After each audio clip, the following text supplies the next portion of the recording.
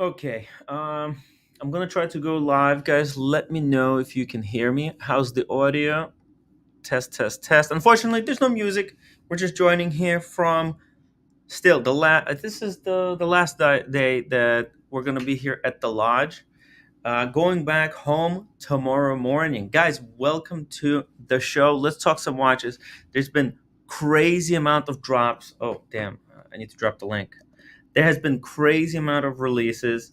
There's videos that we need to go over. It's crazy stuff is happening when I'm in the middle of nowhere. I'm in the woods. At least I'm not. We're not camping, right, Roman? At least I'm not in a tent.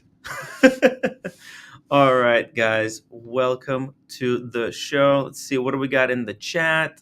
Did I drop the link? Drop the link. Amro must be. It's a digest. Okay.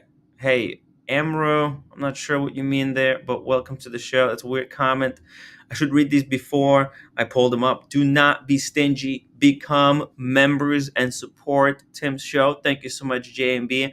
Speaking of not being stingy, I mean, huge shout out to Muhammad Ali, absolute legend on the community, keeping that show alive. I'm gonna make sure that everybody at Watch Time New York, who's a community member, will get a drink on Muhammad Ali. Okay, that's my word. So if you guys are in the city at Watch Time, come up to me. I want to treat you because unfortunately Muhammad can't make it this year because of his mother. But I'm sure he's gonna come next year. So guys, let's see what else we got. Time flies. Hi Tim, just reflecting on your comment about the roommate and her various hospital experiences. Would would she maybe consider becoming a nurse practitioner? She can't pass that test. I cannot pass the test. Yeah, she can't. It's too difficult. I don't know. It's just she can't do it anymore. She completely lost her ability to pass tests. Um, Hard to explain, but there you go. David Carlin, maybe roommate should consider a proprietor nurse position. I don't know what the proprietor nurse position is. She needs an easy nurse job. But I told her maybe school. School would be perfect. Uh, no, maybe not. Time flies. Tim is a nurse practitioner. Roommate could also have her very own practice. Yeah, it's all good, but it's really for people who are really professional. You have to know the law to open your own practice. You know the amount you need to have a lot of money or be able to borrow money from the bank. Also, Nothing that she's willing to do. no. There are Yeah. lots of MP right now. It's Mm. hard to get a job. MP. Oh, even NP is hard. It's overqualified. There's too many people who are overqualified. Everybody MP. Yeah, everybody. Everybody, because they don't want to work in the hospital. So whatever they graduate, they're going to school for MP. Oh my so god. everybody MP, even when doing the MP course, they couldn't find the practice. They need to practice per year. Yeah. They couldn't find the practice because no one want to be. And then once you got a like MP, you can find a job, especially like good one. Otherwise, you're going back to the same place. Really? What is the difference? Then? Yeah, it's hard. It's hard. Yeah. It's hard. Yeah. It's everything is very tough, guys. Roommate is just very picky too. Maybe time away from society is going to help her refocus her brain. No, just give me a second. I just quit the job. Give me a time. Okay, well, take your time. Yeah, Well, I'm not pushing you. Yeah, I'm looking for job. You got time. You got time, roommate. I'm always stressed by myself, so don't pushing me. I'm not stressing you. I'm not pushing you anything. And these fucking people pushing me. Somebody counting down to quit the job is dancing counting down like I'm a neutral. I thought their place is gonna be like permanent job, but guess what? It's okay. Just don't worry about the job. Just relax. Take time off. Take a nap. I cannot take a nap. Why not? I just. Diego M says that's a huge liability on the patients. Imagine if your doctor or nurse was on the verge of quitting at the moment's notice. Yeah, it's terrible. It's terrible what they're doing. It's unsafe. This nurse and doctor shortage is extremely dangerous for the nurses and the patients. Something has to be No, no, no. Still here is done. okay. Here is still okay. Mm, Compared to other countries, still here is okay. You guys yeah. okay? Don't worry about it. You guys okay? Okay. Still, you guys have a good doctors and nurses. Yeah, but people like so many nurses and doctors just quitting all the time. It's just the turnover rate is insane. It's very dangerous and No, no, no, unsafe no. because like Look, what? look at your mom and like and also other my coworker. They have two jobs. Everybody Mm. working two jobs. Don't worry about it. I'm the only one. Everybody working hard. Don't worry about it. You guys working hard. Shout out to Alex Watchaholic, guys. Alex is asking me. Alex is selling a very interesting watch. Okay, let me pull this up because I really wanted this piece for a very long time. Let me pull this puppy. I'm not sure I need it at the moment, but let me get your opinion, guys. I know I shouldn't be buying watches, right? I should be selling watches, not buying watches. But let's put the shoe on the other foot and let's see how they feel when I lowball them. Okay, let's do this. Okay, here we go. I'm gonna, okay, let's pull up this watch. Present. Uh, Stop screen. Whoa, I'm full screen. What's up, guys? Here we go. Present. Share screen. I think it's a window. Okay, there we go. So let's put it a little bit closer. Full screen. Now, what that is, guys. I know, Alex. Can you let us know how much you're selling this piece for? Because I'm freaking. This is my favorite Grand Seiko at the moment.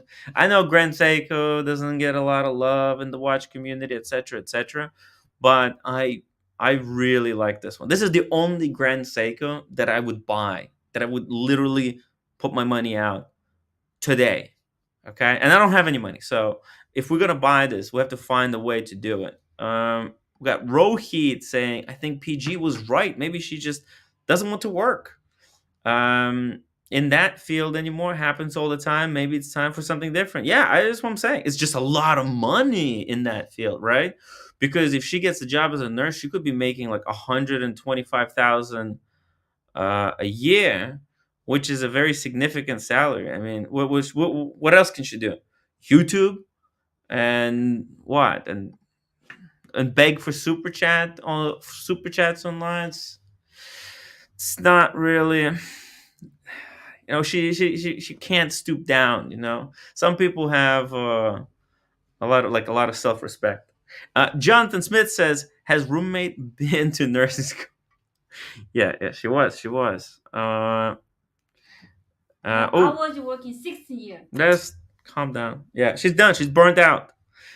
Diego says, "No, Tim. I mean, roommate having her own practice. Impossible. We our own practice. Come on, guys, wake up. It's roommate we're talking about. To own your own practice, it's for people who are really diligent and thinking long term and building career. And it's not. It's that's not roommate. She just likes to follow orders. She wants her job. She wants to do the thing and then be done. And she doesn't want to have any kind of big responsibility. Running own practice is just so difficult. I don't know. It's like the responsibility is just insane. Chelsea says she's just lazy, looking for excuses not to do work. Okay. What the fuck? I cannot be lazy. What the fuck? What you talking about? He's joking. He's joking. He's teasing you guys. It's just teasing, roommate. David H says just work and let the roommate stay home. That's an option. Yeah. I mean, I could basically that's Unfortunately, I'm dying. what I've been doing for the past year. Roommate hasn't been working for a year. Every job she found the past 3 months, she quit immediately after donating the first check to some kind of charity. It's bizarre. It's best you don't work. we're not living. We have to help each other. Yeah, I'm helping. I'm helping. I appreciate it. Okay. So it's all cool. Just everybody be cool. Hey, shout out to Goldfinger. Goldfinger, thank you so much. I had a small text exchange earlier today with Goldfinger. Shout out to Goldfinger. I'm gonna see him at Watch Time New York, guys. Get ready. There's gonna be some crazy Gonzo streams. Daniel, aka Dog Stickland, welcome to community. Thank you. By the way, what do you think, guys? Should I buy this Grand Seiko? Uh, Alex says it's 3,000. He's offering to sell it to me for three. Roommate. What do you think? Roommate, Grand Seiko, 3,000. What do you think? Should I buy it? Are you fucking kidding me? I don't have job right now. Uh, uh, okay. Let's think about it. Maybe I can sell a watch. Alex says my sister is an RN at Kaiser. Oh my God, they're gonna have a crazy walkout. Kaiser are protesting. She makes more than 150,000 per year in California. I mean, it's fucking California. It's California. You want to go? You want to move to California? California is so good. There's no cold. It's just sun. Roommate, we should just move to California. Forget about this New York stuff. First of all, transfer the license takes 6 to 8 months. Oh, never mind. And second, they have a tax and it's like a property. It's more expensive. It's nothing changes. It's salary 150. This is not just number. Why the people from New Jersey working here? Because there is no job. Like salary difference. Don't worry about it. Yeah. Good point. These fucking people not helping me. They talking about, but it's not really helping me. Why are you getting triggered? They're just teasing you, man. They're just teasing you. Don't get triggered. Don't get baited by these cats. If I get a job again, I'm gonna fucking get killed. Don't worry, I'm gonna find a job. Roommate, you want to start a consignment business? You can make $5 million in 2 years. What do you think? What? You want to start a consignment business like Timepiece Gentleman? You know Timepiece Gentleman? I don't know. I know the Timepiece Gentleman, but I don't know what is a consignment business. I don't know. It's flipping watches, buying and selling watches. No. Buy cheap, sell high. Jewelry. No. You can buy Birkin bags and flip them. No. You can make some. Actually, no. There's no money in it, to be honest. Look, 3,000 for this Grand Seiko. What's let me pull it up, guys, for everybody. Here, let's see. Where is? Oh, hey, shout out to Super Neutron Star. Why doesn't roommate try to improve her English? It's impossible. She tried. Yeah, it's impossible. She tried. And she doesn't have, like, her English is not even that bad, but she's extremely insecure. So, that's a problem. Disturbing. Pip says, how did the hike go today, Tim? Hey, Pip. Actually, it was a bit of a failure to hike because I'll show you. Basically, apparently, because of the storm, the big storm that hit New York a couple like 2 weeks ago, we weren't actually able to access all the good trails. So we just that's the wrong picture. So we just took a walk to a different, less intense trail. Just took a walk over some memorial. Checked out the fortifications that Americans used to beat back the British. So this was the Fort Montgomery and I think Fort Clinton over there. There's two forts, and they have all these cannons where they showed, how the fort was defended, and we walked through and saw all the kind of historical stuff. It was a fun little walk. Just good stuff. Nothing too crazy. Weren't able to see the good stuff, unfortunately. Next time.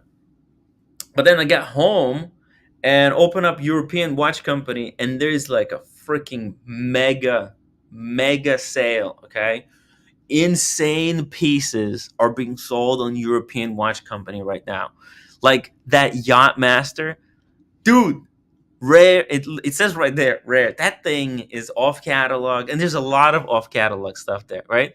The Leopard. Then they got another Saru GMT. Then there's the Blank Pond. There's so much stuff, so many watches. So we'll talk about the watches, and then, bam, Ben Clymer is starting a podcast on Hodinkee. We'll try to listen to that a little bit.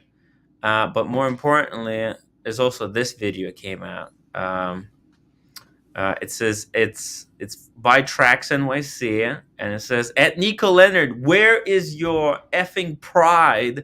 The box fight showdown you can't miss. Huh? Should I lower my voice? Okay, I can lower my voice a little bit. Anybody complaining yet? Nobody complaining, right? Rufus, thank you. Welcome to the show. Hey, we got Jean Cartier. My English is worse because of my accent. It's like accent. It's not an issue. It's I think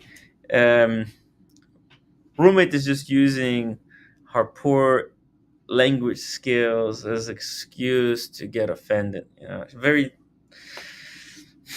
I don't know. People get also offended easily. Pip says most Birkin still go double retail. Yeah, but you have to be able to buy them cheap. And unfortunately, she doesn't have the sources. Versace boy, welcome to the show. All right, so what do you guys want to tackle first? By the way, where is everyone? I'm gonna drop the link. I wanna get someone on here with me to go through some of this stuff.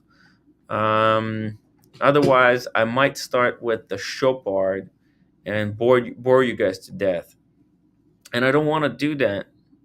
So let's see what you guys want to talk about, because that's what I'm here for. Oh yeah, with the Grand Seiko, do I buy it? The Grand Seiko buy? Oh wait, let me pull it up. Hold on. It's a quartz Grand Seiko blue dial. It's a very special Grand Seiko as well. Here we go. Let's pull it up on Grand Seiko worn and wound. Okay, I guess. Okay, here we go. So this is the watch in question. Quartz limited edition. I didn't know that. I mean, I guess all the Grand Seikos are limited. What is this? Would I need that? Beautiful dial, as you can see. It has that little star to indicate that this movement is plus minus 5 seconds a year. That's insane. A year? Who does that? Well, I mean, obviously it's because it's quartz, but it's not just regular quartz. It's quartz on steroids. As you can see, there's a beautiful view of the back. Holy moly. Okay, so it's limited to 2,000 pieces, which is like, come on. It's a joke. And what do you guys think about the finish? It's got a little bit of a Cote de Genève on the quartz movement, but I really like this watch. 3,000, and I might be able to bargain for a slow roll plan. Could be a possibility. Dingo says, "Let's tackle this Grand Seiko." Okay. Oh my God, what do I do? How the wrong button? How do I do this? Okay. This Grand Seiko, man. It's the bane of. Why does it have to come now? Why does he have to sell it now? When I have this absolutely zero money. Okay. Why, Alex? Jean Cartier is the only Grand Seiko I like is Godzilla.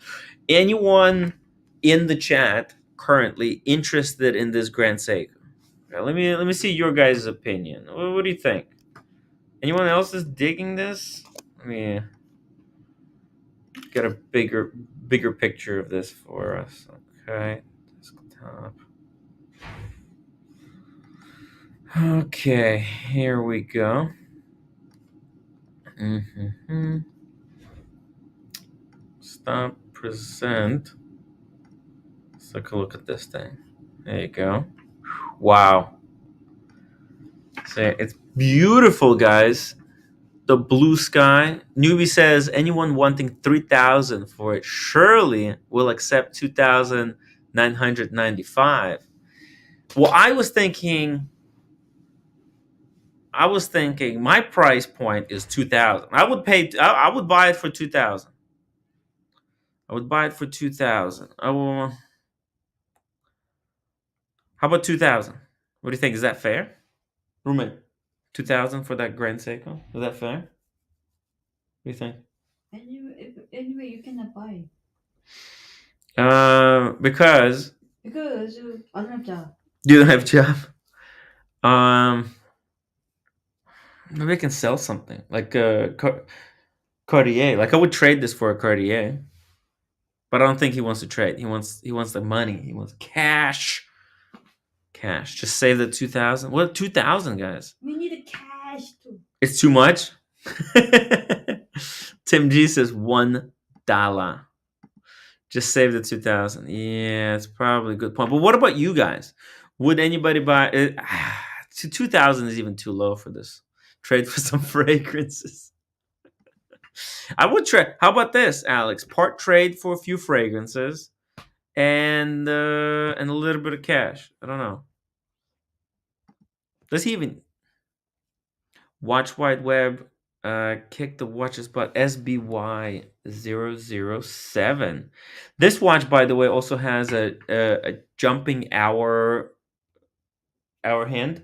So it's a type of a GMT, right? So you can quickly adjust the hour as you're traveling.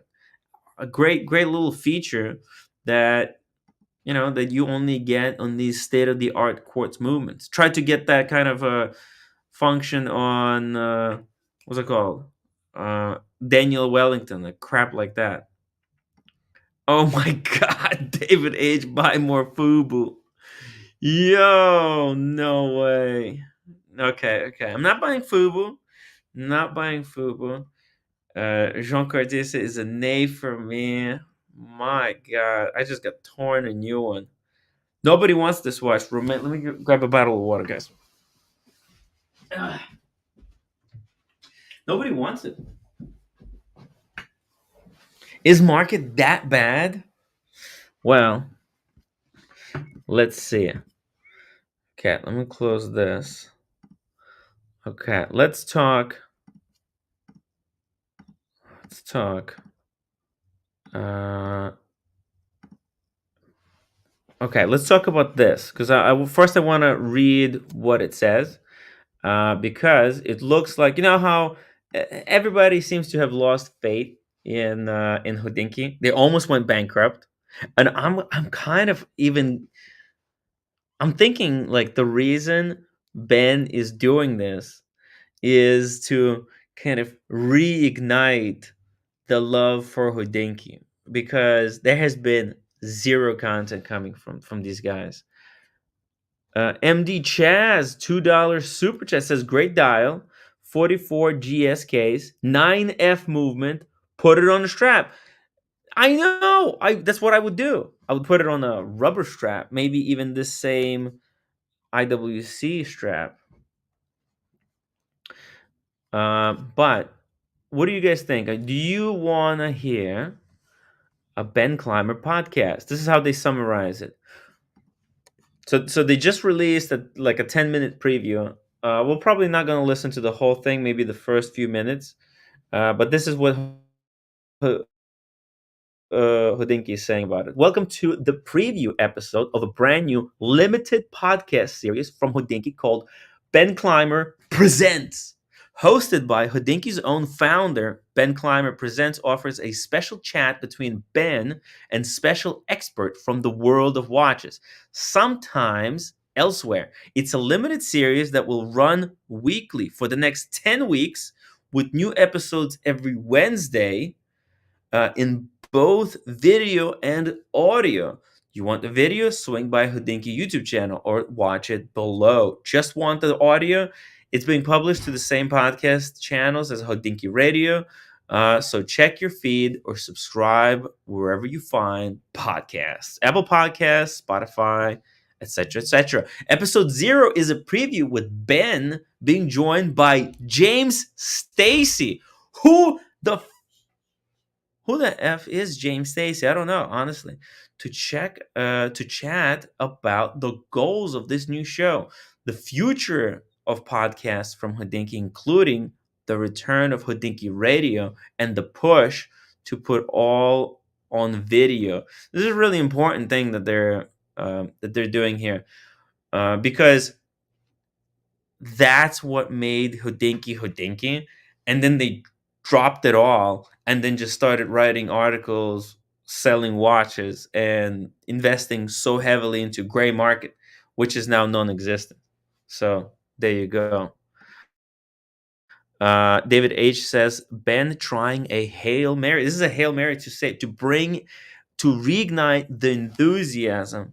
And I'm saying this is what started the enthusiasm for watch collecting for a lot of people. It was Ben Clymer's kind of talking watches, just casual, not trying to push any type of product or anything, just talking. And hopefully this new thing is going to be really cool. We're going to listen to it now if you guys ready.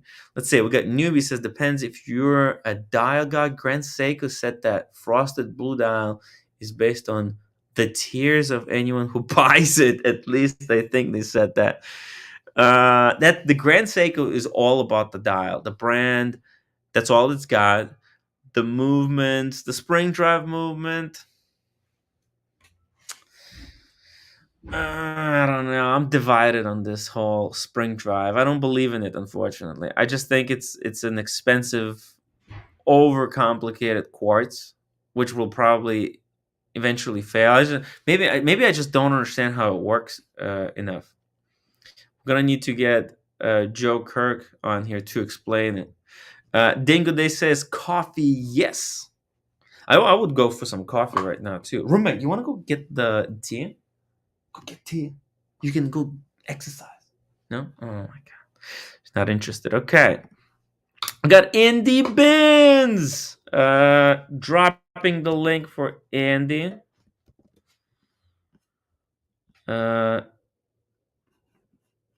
And we got Safety Fast saying, is Grand Seiko Spring Drive considered as good as Omega's new Spirate? Says Spirate is just a hairspring, which is it's not a type of a quartz movement of any kind. It's just a different hairspring that I think Spirate spring is made out of titanium blend, whereas a spring drive movement is electromagnetic movement powered by regular spring that generates a current. So it's different, very different mechanism. Pip says, what are we getting at the hardware store? Yeah, what is he doing at the hardware store, huh? Dingo? Okay, so let's see what they got to say here. Is the audio going to work? Let me know. Hello, and welcome to something kind of brand new for Hodinkee Podcasts. Obviously, that starts off with the fact that you can see us, which is a special treat. But for those of you who aren't aware, Okay, so if you guys could hear that, actually, let's switch it to the video feed. Okay. Boom. Here we go. Who is this? This looks like Barkin Jack. Looks like Adrian, but that's the James guy, right? Interesting. where my name is James Stacy, lead editor. Yeah, James Stacy. Oh, lead editor for Hodinkee. Okay. Cool. Perfect. All right, guys. If you're ready, I'm ready. Let's see what Hodinkee has in store for us in the next 10 weeks, right? Because this is what they're going to be doing. With Hodinkee, and I'm joined today by Hodinkee's founder and a good pal of mine, Ben Clymer. And Ben, we've got kind of a fun announcement because we took a long break from podcasting. We did. To try and develop a plan of what we actually wanted to do, rather like to be a little bit more intentional about it. Not what we told each other to do, but like what we wanted to do. Exactly. Right. Yep. And we've been bouncing back and forth, and this is kind of, And it was a total disaster. I think they tried to go into gray market, total flop. They should have just stuck with it. If it's working, why change the formula? You know what I mean? Like, I'm happy doing what I'm doing. I don't do drastic changes. You're not gonna see me like abandon this and start a new thing. So well, like the title says, this is episode 0 of your new show. Yeah. okay. Ben Clymer presents. Yeah. And they're going to be sort of in-depth conversations with interesting people that are kind of subject matter experts or, cut from the same cloth as a given topic. Yeah, I think that's exactly it, James. I think I read every comment on the site and on Instagram, but I really do pay attention to what you are asking for. And I think the one thing that has been so crystal clear over the past, we'll say, year or however long it's been since we stopped doing Hodinkee Radio, is you guys have been kind of yearning for really in-depth content from people who really know what they're talking about. Yes, because those people have been relegated to listen to me, and I definitely don't know what the hell I'm talking about. And the awesome pun, why does Tim hate Hodinkee? I hate it because they sold out. They sold out. They stopped catering to the enthusiasts, and they just started chasing the dollars. And sometimes you just have to chase the passion, and the dollars will come in. If you try to chase the dollars too hard, it's not a great way to do any type of business, in my opinion. So this idea of Ben Clymer Presents is me kind of hosting a real subject matter expert in something. It'll obviously mostly be about watches, but it might include a car company or something like that potentially.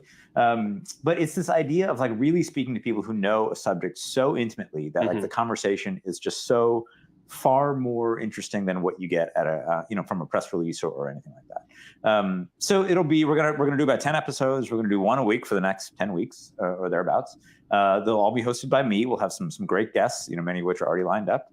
And it should be fun. I mean, it's a whole new style of content for us at Hodinkee, audio, video, etc. We think it'll be really well received. I hope. Yeah, definitely hoping. As we said, this is episode 0, so it's sort of a preview of what we have planned for the sort of season ahead.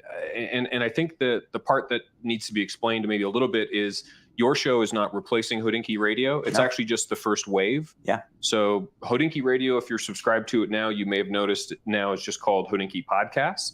And the goal being that we could develop shows, some that'll only be a few episodes. Ooh, that's a very interesting concept. Okay. They're trying to maybe now spin it in a way that Barstool Sports works. You know how this is how Dave Portnoy made millions, right? Is starting not by running his own podcast, but by being a place where to find great podcasts on the subject that people who are watching this content would be interested in.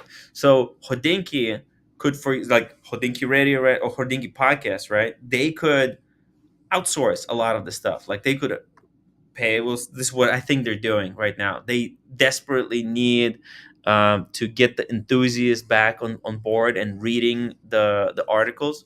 So they probably pay Ben Clymer, hey, we need 10 episodes. It could be like, I don't know, 1,000 episode. And then they play the episode and people can come in. They can come to Hodinkee for the knowledge. And then while they're there, they might buy a used watch. If the business is still around. Dr. Bob's Nightmare, TPG calls a fat Yankee a number 2 with the happy ending. What the heck?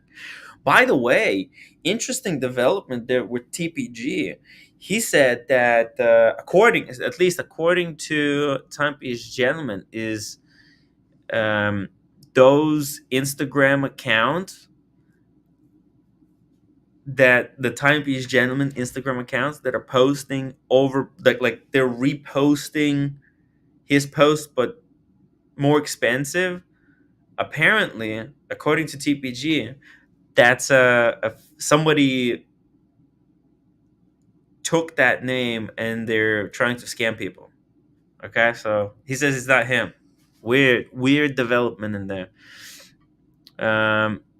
Roger H says, why do these two guys look like copies?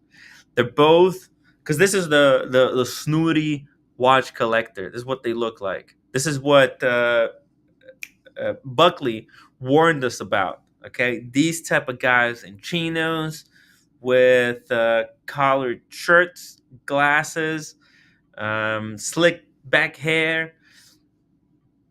The super enthusiast. Time is human construct. Imitating him. Oh my god. Some that could run for longer, and then we'll have our standard show, which is Hodinkee Radio, will return. I'm excited. This is good. The week after Ben Clymer Presents wraps. And that'll be back with video and multiple editor in-depth discussions about weekly news. I want Hodinkee hiring outside talent to do shows for them and them being as a place to host those podcasts. That would be freaking incredible. So I'm super pumped for that. I've really missed having Hodinkee Radio as, something on my workload. Obviously a huge podcast nerd and really like making these sorts of things. I think that with your show now starting, I mean, the first episode comes out tomorrow. So the teaser is literally, we're trying to tease very lightly. Yep. 24 hours, you get a full episode. Yeah, we got a big week next week. Yeah, it's a crazy week. There's stuff that when we're recording this, we definitely can't talk about it. When it goes live, we still can't talk about it. But if you're going to pay attention to Hodinkee for a given 3, 4, 5 days in a row, this would be a great week for the year. Indeed. I mean, I can confidently say that after over 15 years, a decade and a half of doing this, we're about to launch, for sure, the best pieces of content we've ever produced. Potentially the most interesting commercial events as well. 1010 coming at you live. Coming back for the second year. Hey, by the way, right now, I think there is a 1010 sale thing going on. Check this out. So I don't know how this works, but look at this. Coming soon. Is this going to be at 10 o'clock? Look at 10:10. Oh, 10:10 a.m. Next drop in 30 minutes, 24 seconds. What does that mean? Hold on. Let's refresh it. I'm not 100% sure how this works. This thing was sold. Oh, this is the new. Oh, okay. So the Buy Hodinkee Bundle 2. Our second bundle of favorite lifestyle accessories at 20% off this 1010. There is a little something for everyone. $350 for a swatch, an ugly hat, 3 notes, and a tote. My God. Okay, I'm not sure. I mean, some people will be interested. JMB says Hodinkee is not, and it will never be what it was. Too little and too late. They lost the trust, right? Once you lose the trust, you can't regain it back. It's like Marcelo. Time is a human construct. Tim, reach out to Hodinkee and apply to be a correspondent. I would love to. That would be fun, yeah. I would have to be a lot more professional, no more shenanigans, no more bullshit, no more fun stuff, you know what I mean? I have to be all serious. I don't know if I could do it. What do you think? Could I do it? Would I be able to keep a straight face? I don't know. Some cool limited editions coming very, very soon. Yep. Really stuff that I think we're really going to be able to hang our hat on and say we are like incredibly proud of these things after 15 years of doing this. Yep, absolutely. And podcasting really wraps up into that. So we'll have Hodinkee podcasts. We're kicking off with your show. We're following up with a kind of brand new take on what Hodinkee Radio will be. And kind of the cornerstone for all of this is video. Yeah. And I think an interesting question for you, because it's one that I asked kind of early on in our planning for all this. We're talking watches. We need video. Ben Clymer Presents going to be different than, say, a collector's edition or a talking watches, right? Yeah, I mean, talking watches is I would say what we're arguably best known for in the world of content, but it's highly produced, it's highly edited by the guy behind the camera over there. Hey, Will. Ben And Clymer it's and his wonderful. I dumb mean, in many socks ways, it's again. not, if I may say, it's not really a conversation. Yo, I mean, time is human construct. You're right. Look at those socks. How long are Ben Clymer's socks? He's got his legs crossed, but man, those socks go way, way deep. How don't they just like roll down? Freaking amazing. It's more of me giving prompts and then allowing the guest to kind of speak and say, hey, I bought this Unimatic because so and so. I think this is going to be much more dynamic, much more almost academic in the way that we explore stuff. And I think if you look at all the talking watches, which I'm incredibly proud of and we will continue to do, it's really like, hey, here's a thing. I bought this watch because it means something to me or not, but we don't go that into detail about each particular watch, each particular thing, because simply like our goal for talking watches is just a quick pause here. This is an interesting observation. Time is a human construct says Ben is living perfect life. Waking up, going for a drive in one of his vintage Porsches, then going to a cafe to hang out, then off to a watch event, and finish it off with the watch client dinner. What do you think? Should Diego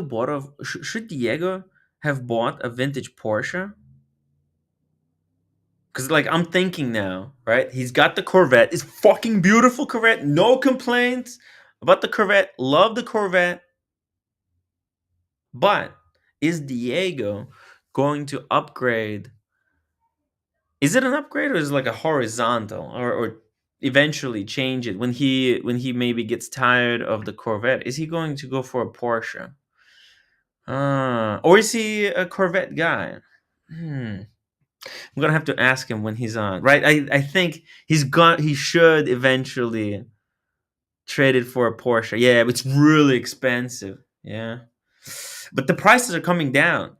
Time is a human construct. Prices on the Porsches are coming down. And they're coming down really fast. So there might be a possibility. Buckley, there's enormous price difference. Yeah.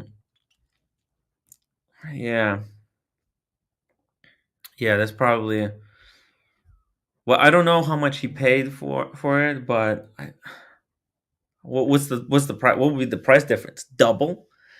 Then technically speaking, Diego's probably going to leave the Corvette in a better condition than he got it. So he'll probably be able to sell it for more than what he paid for. But then I think he can take that money and he can save up and then boom, add it together and get a Porsche. Well, we'll see. We'll talk to him about it. It's an interesting concept because man, Porsches is just such a nothing wrong with Corvette though. I see that type of Corvette in Brooklyn all the time, and always admire it. Beautiful car. Maybe even the Corvette might be even like to most people it's more impressive than the Porsche. Porsche drives on the radar to most. Buckley says you are saying he should have bought an open worked AP instead of a Submariner. Oh, okay. All right. Look, what do I know about cars, guys? What do I know about cars? I haven't even ever owned a car in my name. That's how little I know about cars. So okay, hey, fair enough. But hey, Ben Clymer, fucking living the dream. Oh damn it! I accidentally closed that window. Just give me a second, guys. History.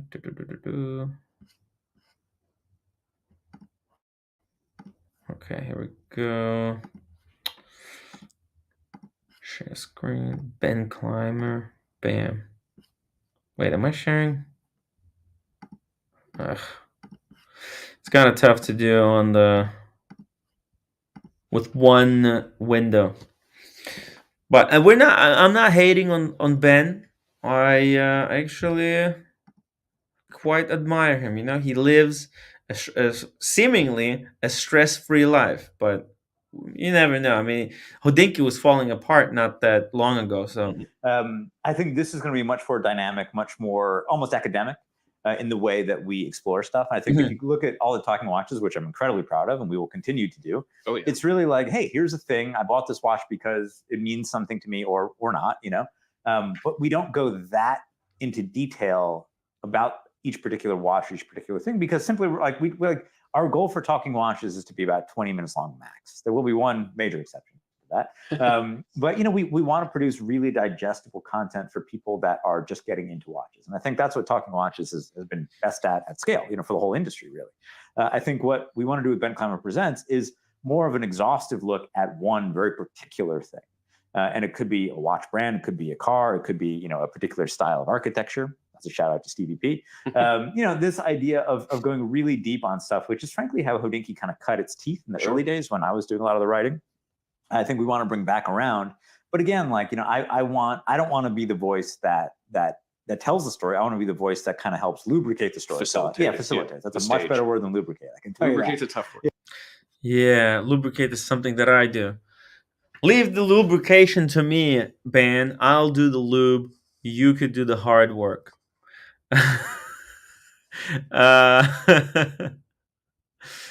Shout out to our sponsors. XXX18in Adult Dating Chat.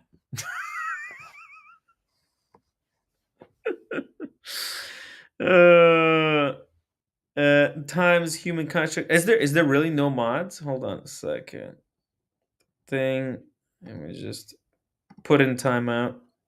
Boom. There we go. I think I deleted that.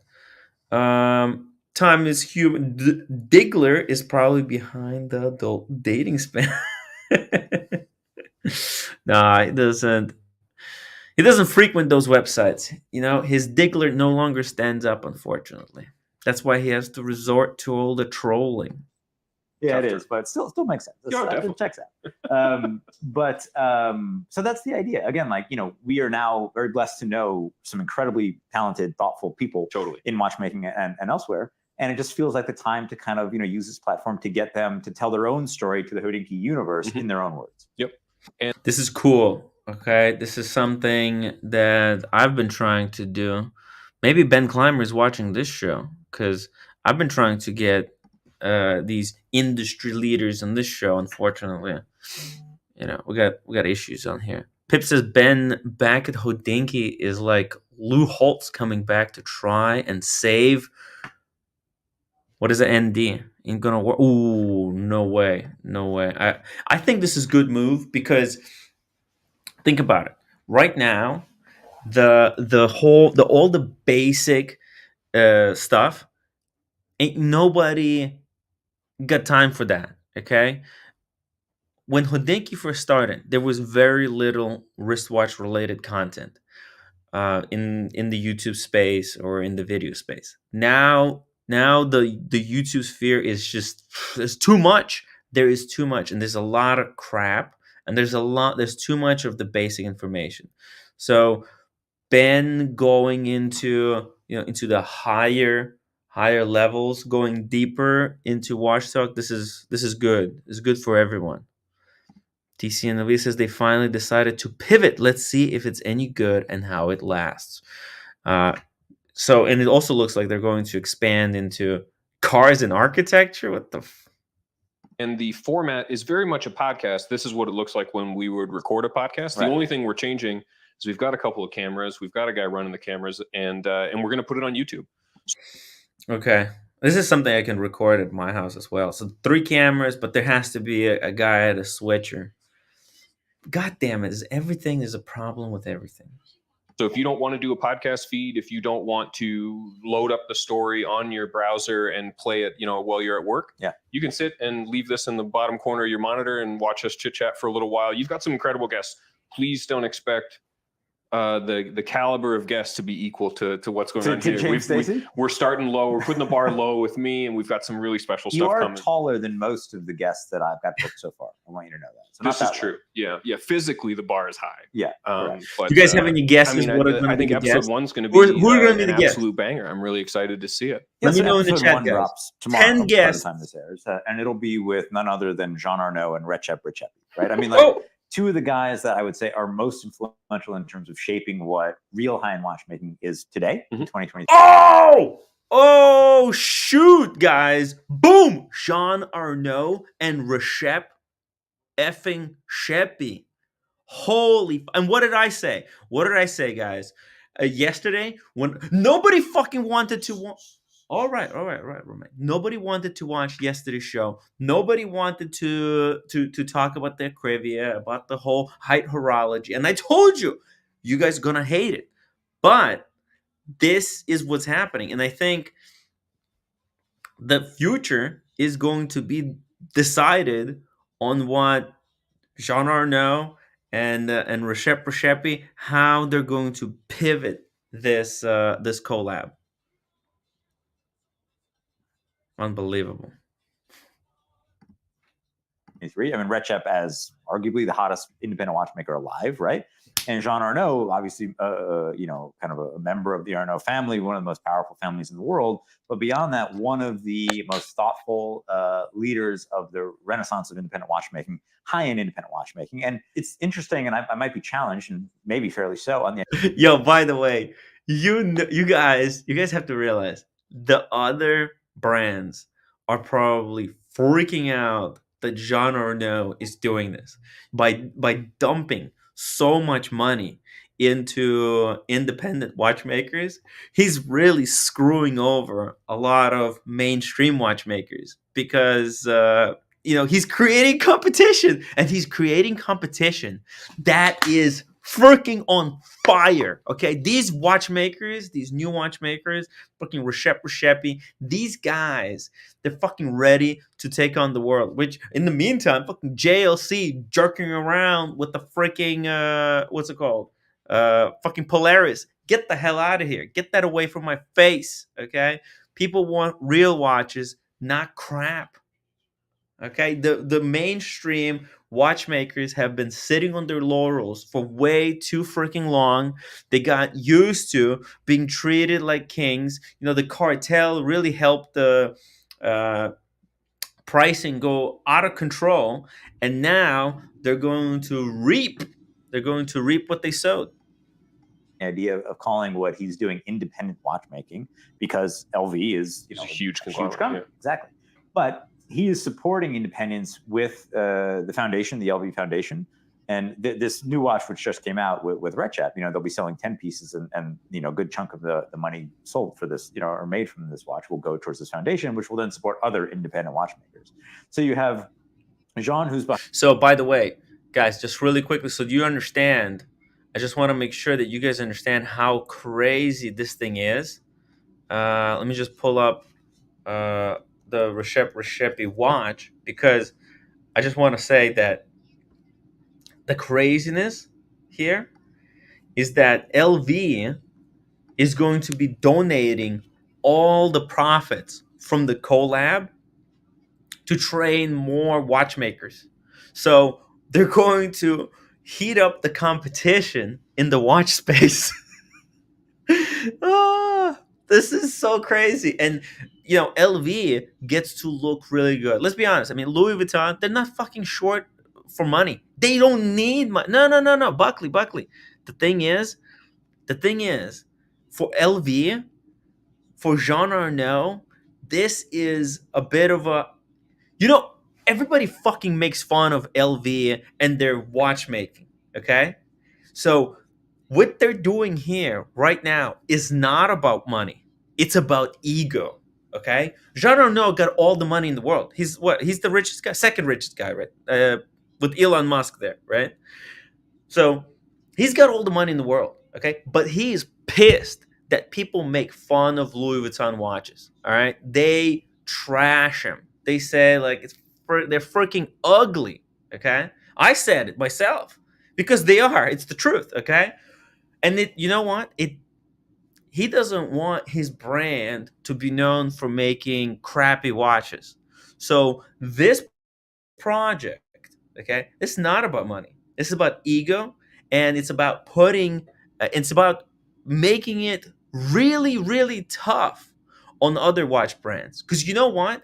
I mean, those brands, those mainstream brands, they don't fucking want any competition. They don't want real. They don't want passionate, real, independent watchmakers coming in, establishing their businesses, and competing against them head-to-head battle. That is the word, and this is what LV is doing. They're they're creating literally like enemies for the traditional manufacturers. It's freaking brilliant. Okay, well, at least this is how I see it. Okay, real slimy inside baseball stuff. Yeah, it's competition. This is how you destroy your competition. Okay, and by being one of the first people to cozy up to these independents like LV, I think he realized like, okay, this is all strategy, guys. This is what you have to understand. Yes, LV watches are a joke, but this is a really smart guy, very strategic, and uh, he's implementing uh, important things. Like he's bringing up brands that, yes, right now they don't really mean anything. Reshep, I mean, he's making what, 40 watches a year. That's not enough to influence the marketplace, right? It's enough to influence the horology. But however, we don't know what he's going to spawn from there. Okay, one, because like, imagine like once these watchmakers get really a lot of money and they can spend it to build up their shops, they can start increasing production. We don't know what they're going to do, but in my opinion, these brands right now, all these brands that are owned by Bucherer, by L not LV. This is the thing. LV doesn't own any decent brands. They have Hublot, Zenith, and some other crappy brand. Okay, so they know they're fucked up. They're behind, but they're going to create this crazy competition that's going to maybe crush. Because think about it. Look how FP Journe crushes almost any other watchmaker. JLC versus FP Journe. Get the fuck out of here. Garbage. Okay, so I think this is what the LV plan, in my opinion, is. Crush the competition. Not now. They know that the history is going to be on their side for being the first company to put so much money into independent watchmakers' hands. LV will be heralded as one of the brands that brought these people up. They're gonna have to be respectful back in return. So we'll see some stuff. Mutavino, I only make fun of their suitcases and watch boxes. The watch box for this Acrivia watch is ugly. What were they thinking? And altogether, the watch is not that great. It's not exactly most beautiful watch I've ever seen on the planet Earth. Ugh. Um, yeah, but that watch box is fucking crime against humanity. Terry Bach, didn't I recently read where the LV dude was accused of money laundering on something involved corrupting in Russian oligarch?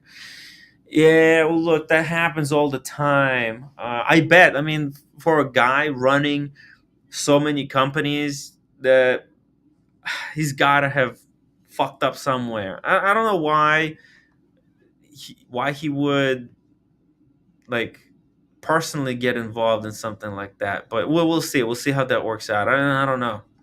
If something comes to light, like some kind of official court documents, guys, please feel free to send that stuff to me.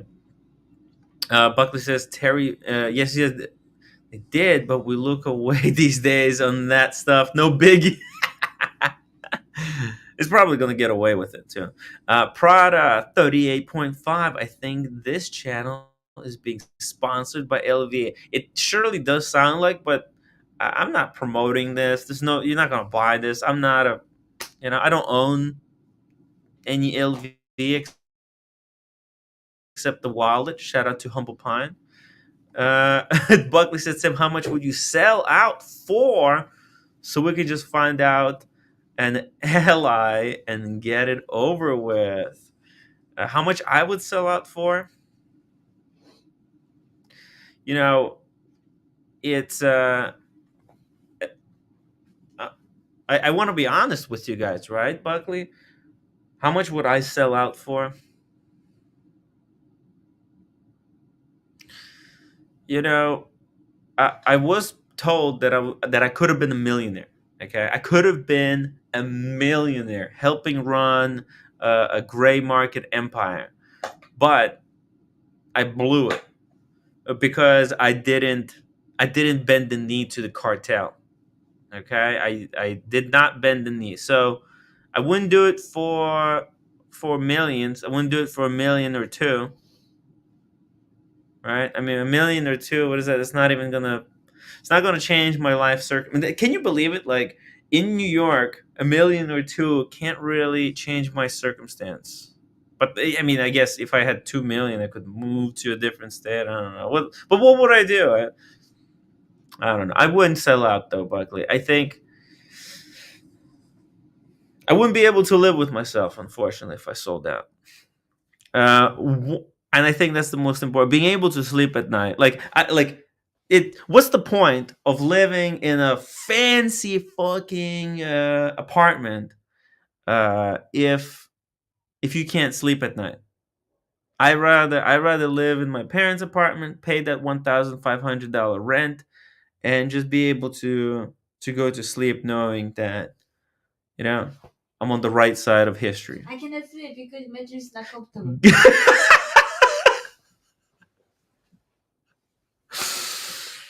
Yeah, that's the thing. Roommate wants a $6,000 mattress. It's insane. One more onto the breach says, you're right. Competition is good. All the trad brads are snoozers. For real. The watch market is a disgrace, okay? They're all just doing the same goddamn thing, okay? One company releases a Steel Sports Blue Dial watch, and then everyone freaking follows. And then what do we have? We have a watch market where there's literally 50 identical watches. Get the fuck out of here. Let me show you this image. Why this room is so windy? I don't know. Is it really ringing? Like a cage. Really? Oh, because it's a really small. We're in a really small room right now. Okay, here we go. Watch this, guys. Watch this. Swiss Watches magazine. Okay. Gerald Genta. Okay, Gerald Genta. This starts out developing a beautiful design. All right, and then from there we go. Then he designs a very similar watch for Patek. Okay, and then obviously the other brands have to do it. So then Tissot makes it cheapy. Then we got this Longines, and then it never ends from there. It's just Maurice Lacroix. Then we got what is this? A Frederic Constant? Really? Do we need a steel sports watch from Frederic Constant? For real? I mean, this. Do you see guys what I mean? It's the same watch. No wonder watch market is dying right now. Is because people are freaking bored out of their minds. It's the same. They're selling us identical. The Tag Heuer, same thing. Integrated steel bracelet. Bowman Mercier. There's another one. There's a Breitling.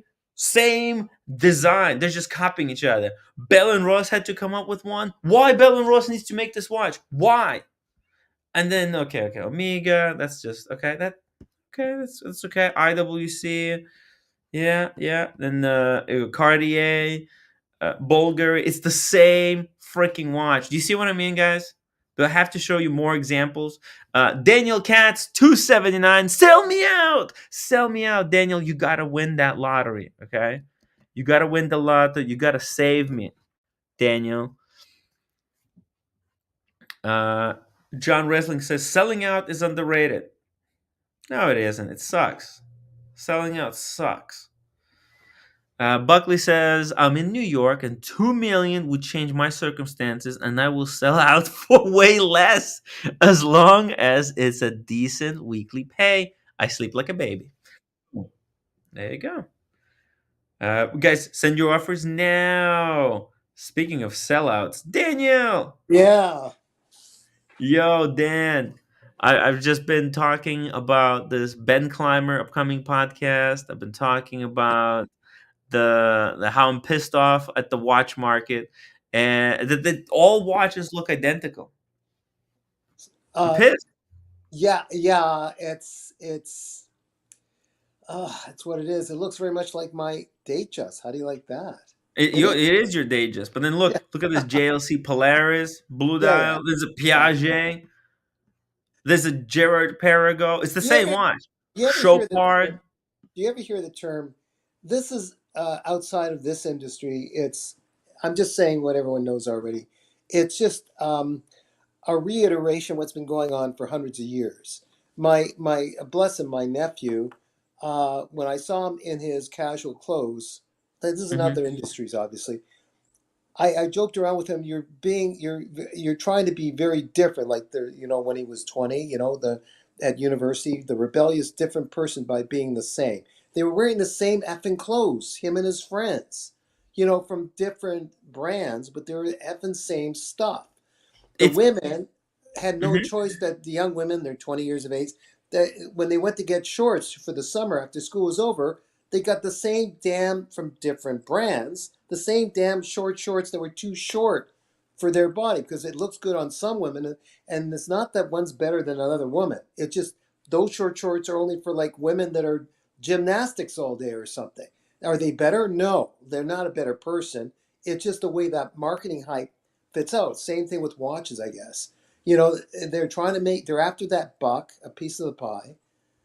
And they're that sells. Oh, let's do they're not even going to admit it when they're in their marketing, the group, in the marketing the rush. decision making guys, not the watchmakers, this obnoxious committee of whoever they are at a different brand, and they're marketing MBA grads, not knocking every MBA grad, and they're deciding by being different, by being the same, and they do double talk around themselves or circular logic that come out with the same damn thing.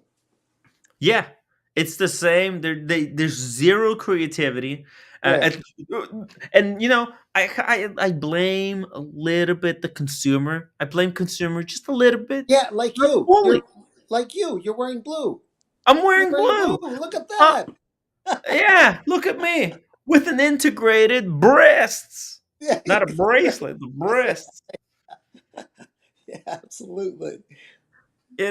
Look, Daniel, Yeah. did I fall for the hype? Yes, I did. When I first saw Roshepi, did I think it was ugly? Yes, I did. But then, you know what I said? I said, stop, Tim. Stop. Hold on a second. Think about this way. What does everybody wanted? Would everybody be happier if Roshepi Louis Vuitton collab was just another Steel Sports integrated blue dial wristwatch? Speaking of angry men. No. But before Alex pumps in, he has much more wonderful things to say than I do. I'll just add that that ugly piece is a beautiful ugly piece to me. It can be ugly, but you let it grow on you. That sector part of that dial, if I'm looking at the right one by Reshepi, has a certain meaning to it. I forgot the heck what it was, and I can grow on that. If it has a certain story, I'm fine with the offbeat art sometimes. But even if it's him and I just don't like it, I get what you're saying, and we all respect You don't have to like it. If Yeah. you just don't like it, you don't like it. And that's the thing. And We're Sean, so- that speaks to Sean. I told Sean, if you don't like it, man, it's totally fine. Anyways, Yeah, it's that's okay not to like yeah. watches, but all brands they're so they want money so bad they're afraid to make stuff that people might not like. But what that causes, it causes stagnation in the watch space. There's zero innovation right now, Daniel. For the past 2 years, all that the brands did is retune their machines to make Steel Sports integrated blue dial wristwatches. And I've That's had it. what I think. That's why a lot of guys that used to work for the brands try to break out on their own by hook or crook to have that independence. So they weren't told by I'm exaggerating by the head office. You have no say in the matter. You're to produce this or you're to produce that, and or just an aspect of it. Um, Yeah. so that kind of thing. And Wait, Dr. we got Bob's Nightmare. Dr. Bob's Nightmare. Tim orders s'mores for roommate. Hey, roommate. No, she's already asleep. Hey, Dr. Bob. She's already asleep. But it could have been fun. Today is not the day though. For the s'mores, we should have came on like Saturday, Sunday. But I tried to book Saturday, Sunday. However, they were all sold out for until like end of October. So maybe Was it a like good next. was it a good day today, by the way, with roommate? Did you do things or what? Yeah, we took a walk. Took a That's walk. good. That's good. You don't have to do like Yeah, crazy stuff. It's kind of yeah, nice, partially lazy, enjoy, see the scenery, yeah. take The it. standard park or the standard hiking routes were closed. So we went to like the zoo. We went saw the memorial God, I where like her. I where like the her hat. Fort Montgomery was. I like her hat and her walk there. She's got an unusual walk with that hat.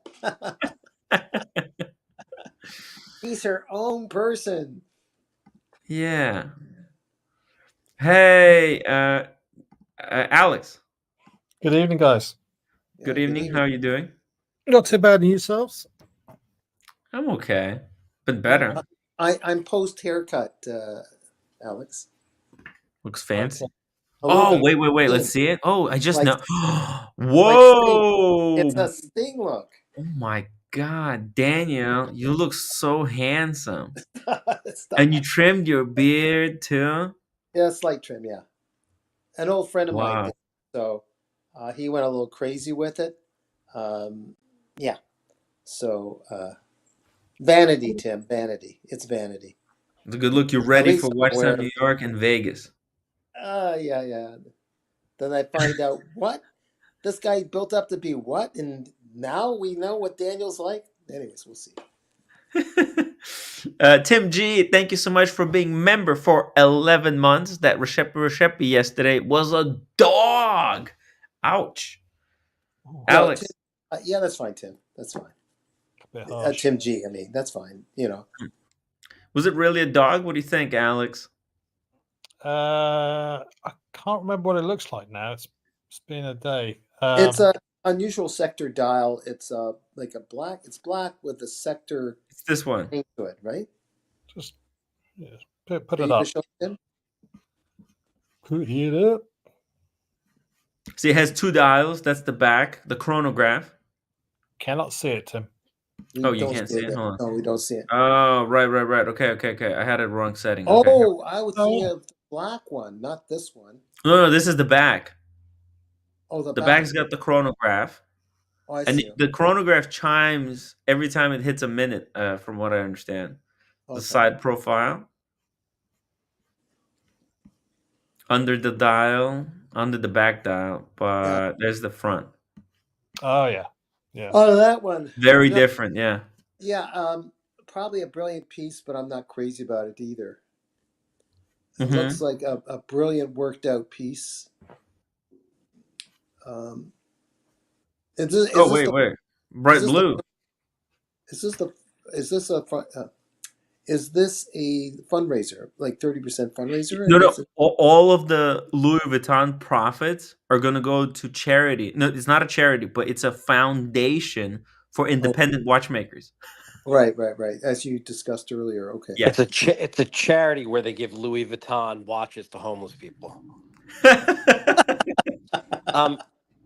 Tim, so listen, couple things. First, small matter. It's Rejep, not Reshep, Rejep. Oh man, that sounds difficult. More difficult to pronounce. Like Reg- Zsa. Okay, I'm Rejep, go- Rejepi. I like saying Reshep. It sounds Well, you more can like whatever you pleasing. want. That's not Yeah. how it's pronounced, though. well, So, Okay. I'm guilty too. I'm guilty okay. too. Now, Rejep. secondarily, you know that I don't like to bring you distress, right? Yes. And you know that you know that I try to act in your best interests as your fiduciary. My understanding is I'm legally required to bring you any offers that come your way, whether Yes, I think you please. should take it or Please. not. I want to hear. Hey, that's what we're here for. And I Lay know it on me. We got an offer. we have a second offer. So Second offer. Here we go. okay, and I want you to really consider this.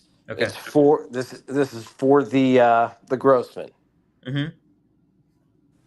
We're at 22.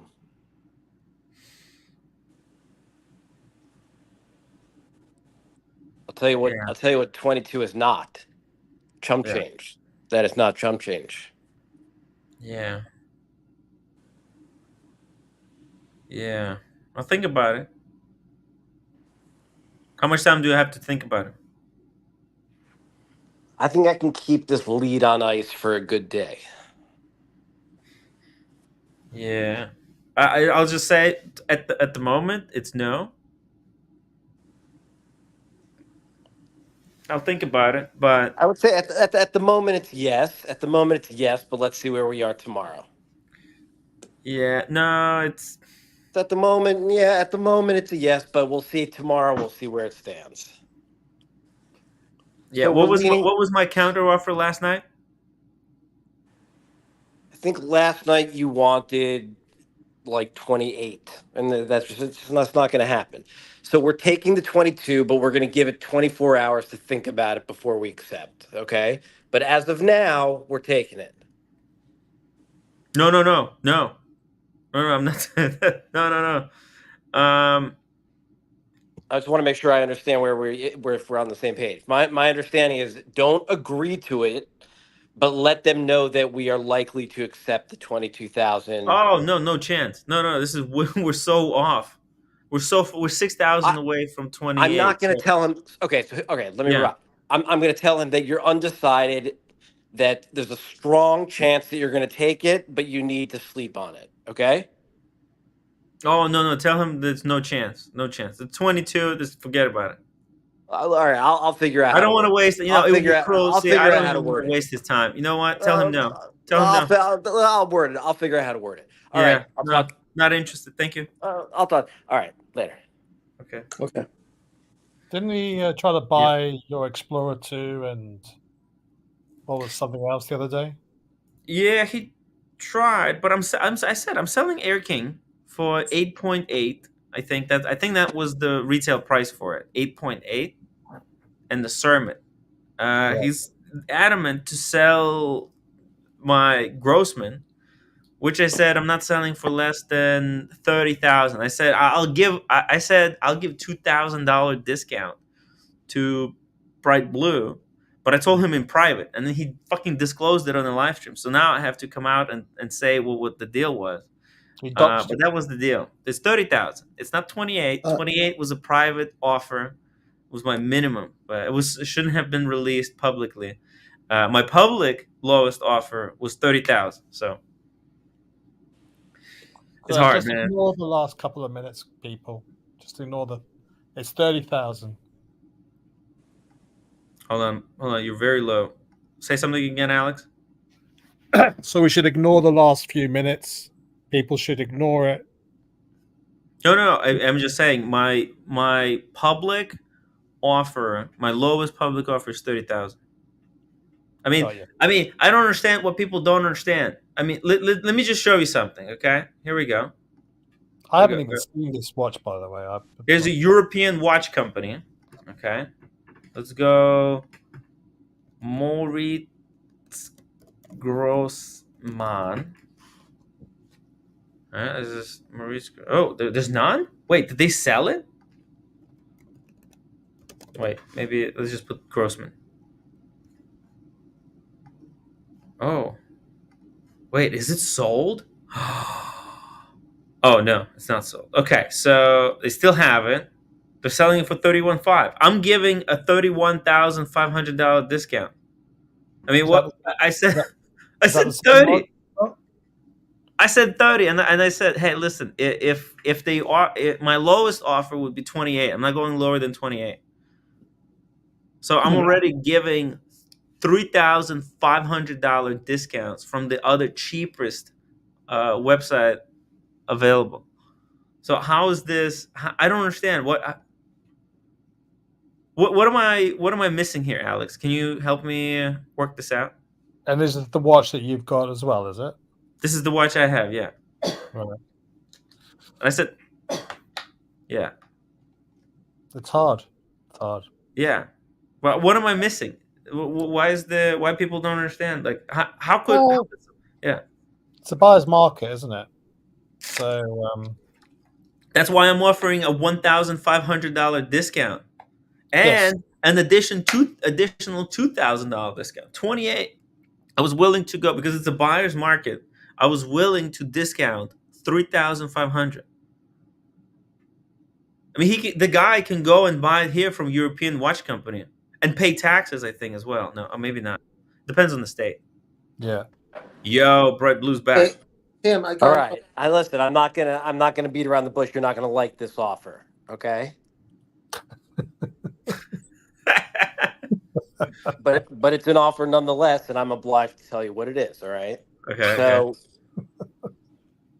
So you're gonna get your 30,000. Okay. Yeah. Now But we're talking. you're also gonna be giving up your Explorer 2 at the same time. Oh, So that's the offer that's on the table that I'm authorized to share. Yeah. Tell him forget about it. Not interested. Wait, well, I told him you're interested. So let me just go with that for a little bit. Yeah. I'll tell him that you're 50-50 and that you'll give him an answer. Probably yes, but you'll give him an answer later tonight. Yeah, I'll answer later tonight. Yeah. Okay, cool. All right. I admire his intention. He's trying. His efforts. He's really going to. Now, I got issue with something, Tim. Can you hold on? Yeah, sure. When I say issue, I'm not. Oh, I have issue with you. No, it's not like that. Yeah. It's just. You got an issue with me? No, Okay. It's a phrasing. It's a phrasing. Don't take it. So you mentioned that you're going to try to sell your King for what? Did you say? 8.8. Okay. 8,800. This is what I have an issue with, and it's not a personal issue. I got no issue with you. So, the Canadian dollar is not worth shite in compared to American dollar, right? Worthless. So, Ain't worth. well, let's It's not ain't overdo worth it, jack. Tim. Let's not Okay. overdo Okay. it. Anyway, so let's not overdo it. I gotta go crazy. I gotta do a handstand. Anyway, so 8,800 Canadian is up for sale, new MSRP at Rafi Jewelers in Toronto. Is that Respectful. the new one or is that the old one? Oh, you have a special old one? I have the new one. No, this is the new one. Is it the new one? 8,800. It's for the model is the M126900, whatever, if I'm saying that right. No, what's the reference number? Wait a minute, hold on. I don't know. Like, what I have in front of me is the Air King M126900 or something. If that's what I see here. Does it have 05 or does it have a 5? Oh, I see. Hold on a second. Look at It's the got picture. the 05. It's got the 05. It's got the 05. Oh shit. Okay. There. It's got. Here, That's hold on. it. Yeah. So can you see it there? I'm making. Yeah. That's So- it. That's the piece. Yeah. Is it And box they're asking- papers? I'm just warning it. Well, of course, it's new. It's MSRP. They sell only Yeah. new. 8,800 Canadian. So I'm Plus just. tax? Do you have to pay tax or does it? Yes, no tax? no. You got to pay the tax on top of that. Okay. Yes, And this is without- from Gray Market Dealer? No, they're one of the more respectful retailers, ADs. Oh, okay. Well, that's it. That's what I'm selling it for. But they're not available. You But can't you're buy selling it. it. But well, good luck. I'm just saying. I'm just warning you. It's 8.8 US, no taxes. I think it's Oh, I less. see It's it. actually I look. see. It's actually Okay. less than Oh, I 8.8. get it. I get it. Okay, fine. Yeah, I think it's like 8.5. I think I would sell Uh, it for like all right. 8.5. I take that back. Okay, I didn't know that. Okay. Yeah, maybe to a Yeah, friend of the you community. got to pay tax on top of this. So, Yeah, like I would okay. sell it to a friend of the community, like for 8 maybe. I get what you're saying. Okay, now it makes sense. Almost sold it to Lolix for 5. That was I don't Ooh. know what the hell I was Yeah, and thinking. of course, if you What get kind of robbed, drugs was I on then? yeah, What if you the get hell? you get robbed in the cabin, then it'll go for nothing. But Yeah. okay, I get it. I understand now. It's fine. You're a crook. No, you're not. Diego says it's 8,000 retail with taxes. Are you sure? Just double check it. Just double check it, guy. I think it's like 7.7 retail, and then plus you add taxes, it becomes like 8.5. I have a receipt. I'll check. Look, it's I not don't a good time to ask me these questions. think no. I just noticed that. I was just curious. It's not like a big deal. Yeah. I don't want to put you on the spot. You'll still sell for what you want to sell for. Hmm. It's all good. You explained it to me. It's fine. Okay. I'm not good at math, but you sort of explained it. Yeah. That's okay. That's including the tax or whatever. Okay, get it now. Small G says 25 is higher than European watch company will pay for. What does that mean? I'm not sure. Small G, our very respectful genius colleague. Small G says, "Hey, Oh, 25,000 offer will still be alive until 8 p.m. Eastern time." that's a half So an hour. yeah, Half, is that half an hour? yeah. Okay, so there you go. Bright blue. I'm being offered 25,000 right now. Tell your friend 28. We got Mazal. Okay, now we got some leverage here. 25. It's still way off from what I need, but Buckley says, Tim, how about Pepsi? No, I can't sell Pepsi. I can't sell. There's some certain key pieces I can't sell. That's Okay. because you're selling them. Is that because you're selling them to me, Tim? No. No. Oh, yeah. Pride Blue says, I've structured a number of outside the box for Tim to relinquish the Drek in his watch box. To relinquish the Drek? What is a Drek?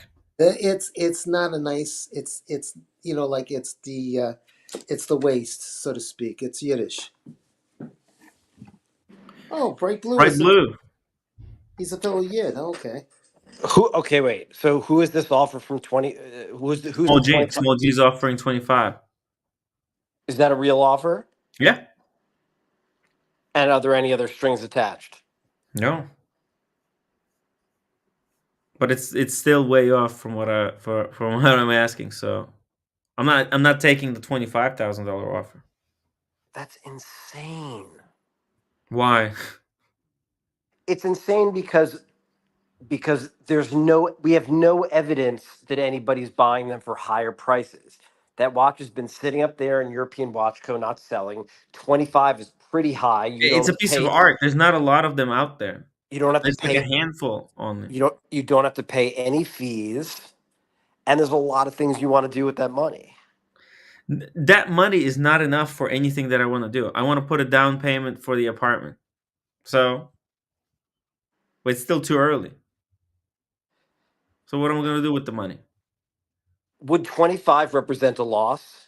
Yes. Okay. It's a loss to my mental health. No. It would represent a loss. Christopher Negroni says, it's a lot of cash, Tim. European watch company isn't paying 25. I'm not selling to European watch company. Yeah. Well, ideally, I would want 30 for it. I was only willing to come down to 28 just because just doing a favor to someone in the watch community, but I don't want to sell it, honestly. Bright blue, I don't want to sell it. You know, All when right. I'm ready to sell it, I'll let you guys know. But at the moment, what the fuck am I going to do with 25,000? Okay. I already told the guy the deal was basically done. So now Oh. I have to break the Mazal, which Yeah, is tell him no thank you. I didn't say Mazal. What do you mean? You well, I said said 50-50. You well, can't. I said that you basically Mazaled. Oh, no. Yeah, but basically it's completely different. Well, Well, I tell him, told look, him. tell All him right, it's your you I'm gonna have to. misunderstood. Tell him you misunderstood. And in reality, I was not even close. I want 30 for it. You know what? That's it. I want 30. All If right, he wants it, it's 30. If he doesn't want it, fuck off. I'm not interested. okay. Let me let me Yeah. go. Okay, Let me Tim, let's let me go relax. see what Yeah. he says. Yeah. Tell this guy that I'm not interested. It's 30,000 or I don't want it. That's All it. right, fine. Tim Yeah. says the Mazal is off. He says Tim. Oh, it was never Mazal. People, this is No, recorded. He can watch just this. help me. Send him the link to this stream. Just Tell help him me to get out of watch it. this. There was no Help, Mazal. I never help, offered it. I never said help me. Mazal. Listen to me. Help me get out of this, and let me just say that you Mazaled and you recognize that you messed No, no, up, but you're taking, no. it back. I'm not Okay. gonna. No. I never Mazal. I'm not gonna Just all right. lie. I'll talk to you later. Bye bye. Yeah. I feel like I'm in an episode of the Monty Python here or something. What the? What's going on? There's some people who want my really valuable watch, and they want to fucking rip me off. Well, They hold want on. to lowball, man. Okay, hold on. If they want that watch so bad, they can go on European watch company and overpay for it. Hold on, Tim. Tim, hold on. Can I Yeah. just ask Alex something? I just want to be neutral, so I'm leaving you out on it for a second. Alex, Tim didn't. You were here through the whole thing, Alex. Tim didn't say absolutely yes to that, did he? Like he, I thought Clymer just threw in Mazal in general, but Tim says, yeah, if you want to say it that way, but I'm not committing yet. That's What what I I mean. just what I just heard is you saying Mazal, Daniel. So you bought it for 30,000 now. You got to be Talking, careful. talking about Mazal does not constitute Mazal. We're in the state of negotiations. He threw an offer. It's like 30,000 for plus my Explorer 2, which a watch that I'm never selling. It What wants would 30,000 for Grossman, and it's worse offer than 22 or whatever the for the Grossman that he gave me first time. so 28 would be about 10% less than 31.5. So that's probably a typical consignment fee, isn't it? So that's why you probably came up with 28 to begin with. Yeah, that's what I said. I told Bright Blue, hey, sell it for 30. I'll give you 2,000, Yeah. or sell it That's for all. 28, and then you get nothing. If he sells it for less, then Bright Blue can make up the difference. Yeah, if he sells it for 30, I'll give him $2,000. But if he sells it for 25, he needs to pay you additional 3. Yeah, he can pay me 3 out of his pocket, out of goodness of his heart, and we got a deal. Mazal, yeah, yeah. I caught your chat about sort of watches, lack of innovation, all that sort of stuff. I found that a bit interesting. I don't know. I was watching TGV on the weekend, and he's going to start doing sort of reviews of people's watches being sent in. So he wants people to do a 6-minute video or something like that, a few watches of their collection, just to talk them through it. And I was considering maybe, TGV said this? yeah, Urban Gentry, yeah, he used to do this years ago, and he's gonna start doing You it send again. him a watch, and he's gonna do a review of it. No. He wants viewers to submit a video review of of some of their watches in their collection. Uh-huh. It doesn't matter. It doesn't matter. And I thought, if I were to do that, what watches would I do? And of course, it would have to be the Monacos.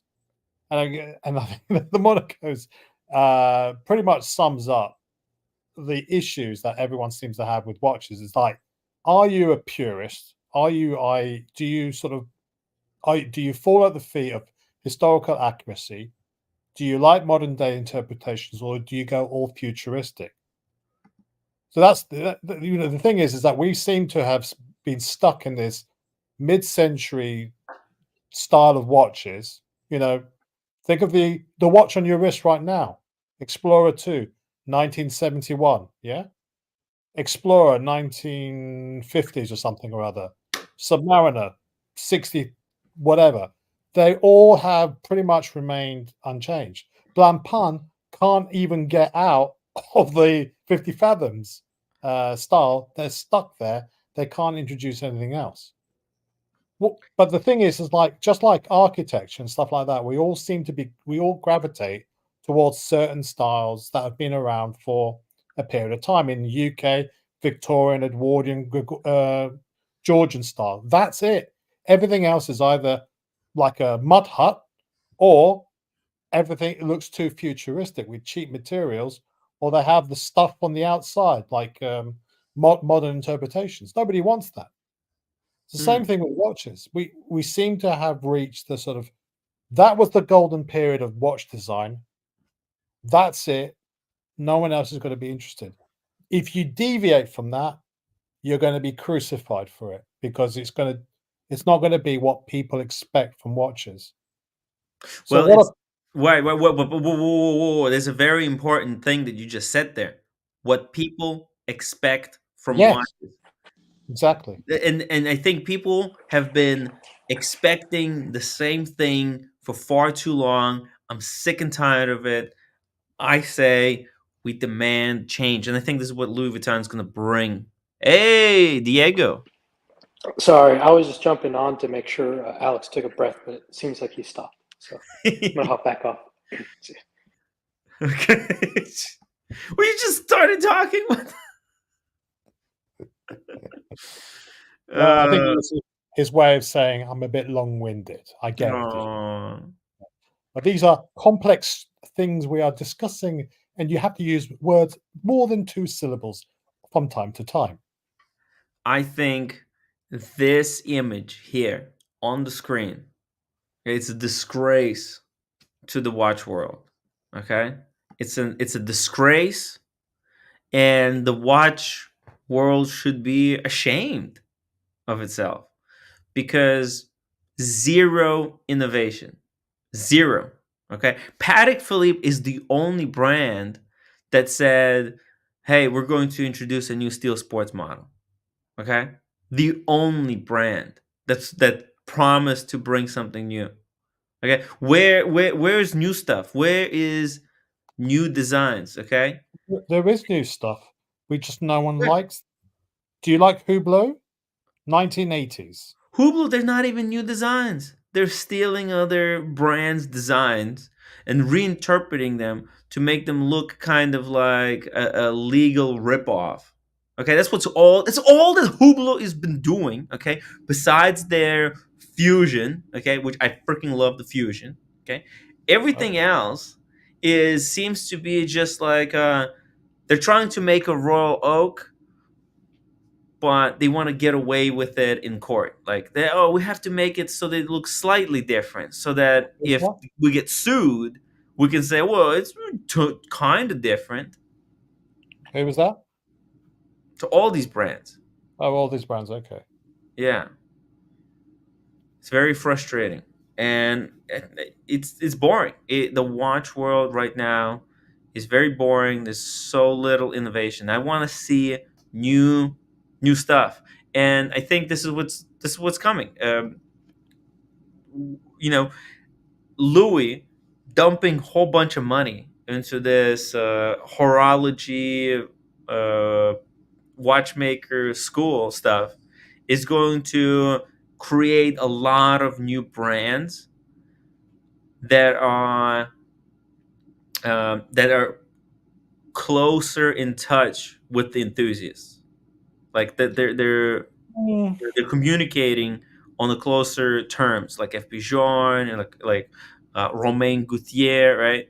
It like I would much rather have 50 brands producing 100. Let's do the easy numbers. I would rather have 10 brands making 100, making fuck. I know what you're trying to say. Basically, there's 22 million watches coming out of Swiss industry or Swiss out of Switzerland, right? 22 million, and there's a certain amount of brands. I'd much rather have double the brands and same number of watches, because I want to see variety. Right now, it almost seems like all those brands that are owned by Richemont, they're all kind of they're all working together, and they're all kind of making same watches at different price points. Yeah, well, that's Okay. economies of scale. That's the reality. Lest we forget. Yeah, but they're doing it just to make money. They're not doing it because they want to create amazing new watches, right? Like they're not they're not taking risks. There's okay, the only brand that had the balls to take a risk, right? It was AP. And what happened? The fucking watch community turned on them a little bit too quickly. Like nobody has to buy those fucking Code 1159s, right? They're ugly. I mean, I love it. I fucking love them. Okay, but most people don't understand it. They don't get the marketing. Okay, whatever. Just give it time. But Give what it is time. you're missing But what- something. At least it's something different, but it's not too different. It's not different enough, I think. Go ahead, Alex. Sorry. No, Go no, ahead. you go ahead then. Make your point. Okay, I am not a business person like Alex, but let me give a stab at this. That's my guess, Alex. I'm not sure. But anyways, Tim, you got the big. First of all, this thing called watchmaking is wonderful. And when the watchmaker gets to be him or her own watchmaker, there's independence and they find their own clients. Up to a point of economies of scale where they're kind of shoot into, because so many people want their pieces. They're looking for other investors to help invest in that said thing. They become more the manager than the watchmaker, like Kerry Voutilainen. Voutilainen, yeah. Then at this point, you got to satisfy the investors. They don't want to lose their money. So then you got to make some things the same that are sure that would sell. There's a fine thing between originality and then making sure that the investors get their money back. Then you get the furthest thing, which is stockholders. You turn it into dividends. You get, the writing of the thing to make it into investors in terms of stocks and dividends and all that. Then it's got to be even more bland to make sure those sales come across with stuff that was made before. So you're caught in the dilemma of the marketplace to sell, not that I like it, and to satisfy the investors that they don't lose their money, and something that's original. It's a fine line to not a fine line at all. I don't know if that makes sense, but that's a dilemma. It's not blaming any individual. It's a dilemma we're in. Well, yeah, I mean it's a problem because these companies they're part of a conglomerate. Yeah. That's just how it works. That's why all I'm saying is, hey, these companies they're still here. They're still going to be here for a very long time. And in fact, I think what's going to happen is as these new watchmakers come onto the scenes, they're producing some real quantities, some real good watches. Right, they're gonna start copying those because right now they're all copying Patek and AP. Patek independent, AP family owned independent. Right, right now they're copying those two brands. Once these new guys come out, they're gonna just pivot and start copying those.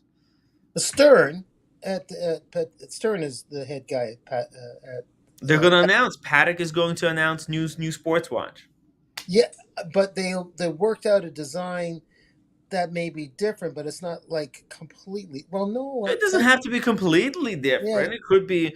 Well, look, is this Rexepi watch? Is this too different? Rexepi is truly on his own path. He's worked for Langson before. I'm not in love with this design, but it's freaky looking. But he's made so many good designs. I forgive him for that. But maybe I just don't understand this piece. But he doesn't have to answer to anyone. There's going to be enough people that love his piece anyways. Yeah. And I love what's there underneath the dial, though. Wow. Other hands floating above the crystal. Am I going crazy? That's a sapphire. That's a dial. No, scroll down. Scroll down. He's saying bring it down to the previous image. That one. There. No, they're above. They're above. They're above the crystal. No, that's the dial. That's not the crystal. The dial. Okay. Yeah. Right. They're above the dial, below the crystal. Both dial and crystal are sapphire. Right. So that's why it looks so freaking. I'll tell you, Yeah, if someone gave it to me, I'd keep it. I learned to like of it. course, of course. But you see The it. thing is that design just different for the sake of being different? It's kind of looks, in line with his other work. It's not just for the sake of being different. He's just doing his own how he wants to do things. No, but He's not copying others. He's not just straight up trying to get in on somebody get into somebody's lane. Rishepi is not a follower, he's a leader. Okay, we have enough followers in the watch space. Okay, we need some true leaders. hold on. We just don't know what the story is here, Alex. But there's a story to every piece that he makes. That's my understanding. There is a theme to every piece he makes. I just don't. I just don't know this one. Yeah. Well, Ben Clymer seems to kind of. What is different? I mean, so what do you, in your mind's eye, Tim? What would Yes. constitute different and just being, you can say like the modern trend of skeletonized watches. Is that really different, or is that just because we've got materials which can be translucent, or we have found a way to skeletonize watches? What is different? A different way of telling the time, different Yeah. design. Yeah, different designs, different dials, not ripped off from other brands because it's so obvious. Like right now, whenever, like for example, a new watch was introduced today. Let me show it to you. There we go. That's the new Chopard. Yeah. Okay. Right. This is the newest, latest, greatest innovation from Chopard. Yeah. This is just a royal oak with a Daytona, ice blue dial, okay, on a rubber strap. That's all it is, right? This is they're trying to copy a platinum Daytona. Yeah, It looks classic fusion from Hublot, sort of rubber strap and it's the Alpine Eagle. yeah, but it looks like a Oh, cross between yeah, a but this classic. is just the royal oak. You can see the screws, right? Yeah. The screws are there. You got the polished center thing, and now they put it on the. Is it a quick change rubber strap? Let's see. Let's see. It's a Daytona, literally like that ice blue dial is from Daytona, and I bet they. Let's see. What are they gonna say? Okay, there's the movement. You can see it's okay. Decent Alpine Eagle. Dan waving. There's the other colors. There's like this blue and this black color.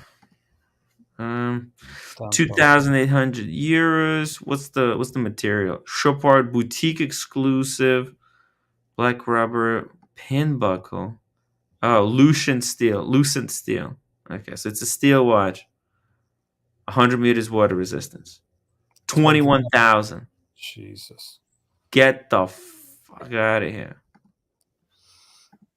Honestly. And so, okay, you're gonna pay 21,000 for a Daytona lookalike. I mean, why would anybody do that? Oh, but this one, there's no Daytona on the rubber strap. Chapek did it very cleverly. Oh, come on. Do you think most people though don't actually know anything about watches and they just judge it based on the aesthetics? And I was talking to somebody at the office last week. She was saying, "Oh, that's a nice watch you're wearing, Alex." Started talking. She was saying, "Oh, what? Oh, if you know about watches, can you tell me why Rolexes are so good?" Well, I said, "Well, what Rolex has done is done brilliant marketing to convince you that Rolexes are good." That's all she knew. Was just the only name she knew in the watch Yes, world. that's it's literally that's what they did. And then everybody else is piggybacking on that marketing, because this is what Chopard is doing. They don't want to do their own marketing, because why should they spend money to do their own marketing? Instead, let's just piggyback on Yeah. an already established brand. Let's rip off their designs. We'll slightly change it up. We'll combine two brands. So they're stealing basically a design from Royal Oak and from the Daytona, two top watches right out there, the Platinum Daytona and the Royal Oak, and they're putting them together, and it's 21,000. Both of those watches, Royal Oak is 50,000 or $100,000 watch, and the Daytona is $100,000 watch. And there's secondary yeah. value, not. I mean, okay, retail. And It's about Alex, this is from a house of Chopard. It's not like these guys can't design anything, right? This is supposed to be high-end luxury jewelry shop. Why do they have to resort to ripping off other brands? It's fucking disgusting. I wouldn't pay a fucking dollar for this thing. Okay? With Moritz Grossman, you know what? That's a unique design, at least. Okay? It's worth the money because at least it's unique in what they did. They didn't rip off anyone. Okay? Yeah, maybe its general shape is kind of, it's another watch, but you can't point at another watch that's super hot selling right now and say, oh, the Grossman copied. Can you imagine if car manufacturers did the same thing that what they do with watches? Let's say, oh, the Porsche is the best-selling sports car, therefore Toyota make a Porsche and BMW make a Porsche. Yeah, they just all copied the same shape. this is But what I was actually wondering. Why isn't other manufacturers just making a car that looks like a Porsche, right? Like, is there? But because it would be frowned upon. yeah. Maybe people don't want to buy it. People want to buy a Porsche because it's a Porsche. People want to buy a Corvette because it's a Corvette. They're all different.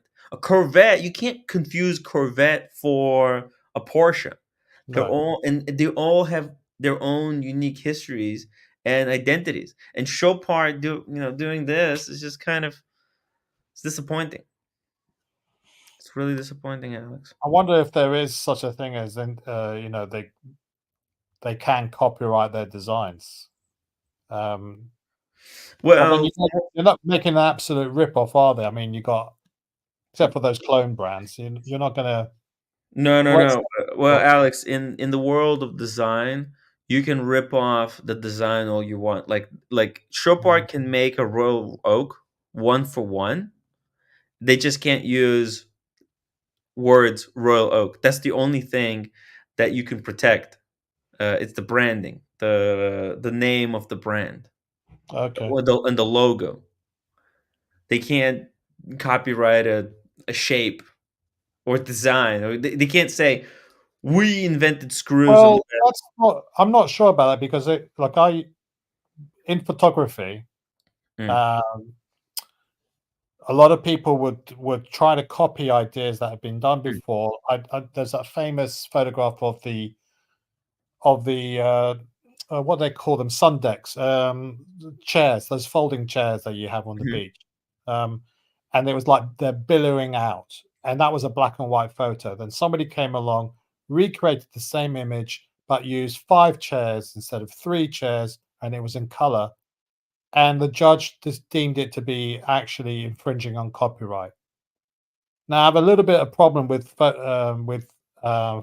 photography copyright issues, because what you're saying is that just by virtue of the fact that somebody was born before you and happened to take a picture of a monument or some still life or whatever at a particular angle, therefore, in perpetuity, that person owns the copyright on that particular interpretation of that image.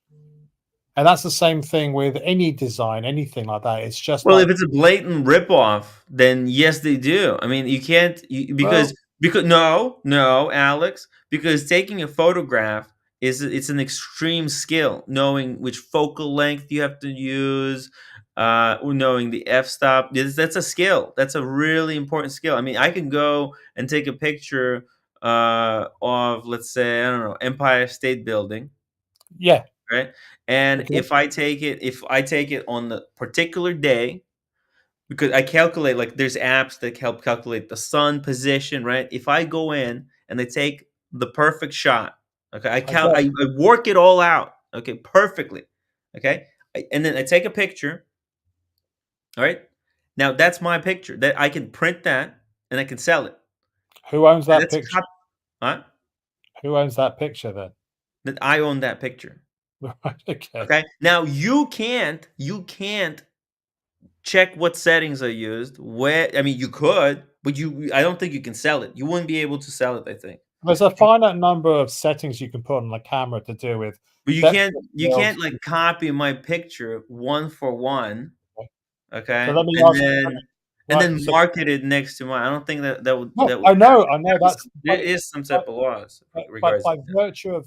by virtue of the fact that some photographer was born, let's say Helmut Newman was It's born not virtue of photography. You can go out and take pictures, but if you copy my picture 100. one for one, Yeah. you're stealing, because you could go out, take any picture. Who tells, like, if you literally copy, like, okay, like taking a picture, like a portrait, like, think about it, like, even celebrities, when you go out and you take a picture of celebrities, they don't own those pictures. You own those pictures. But then, you can go out and take your own pictures of celebrities. Okay, I don't think you can though copy somebody's, like, design for the page. It's not even gonna work, because people don't buy photographs because of how they look.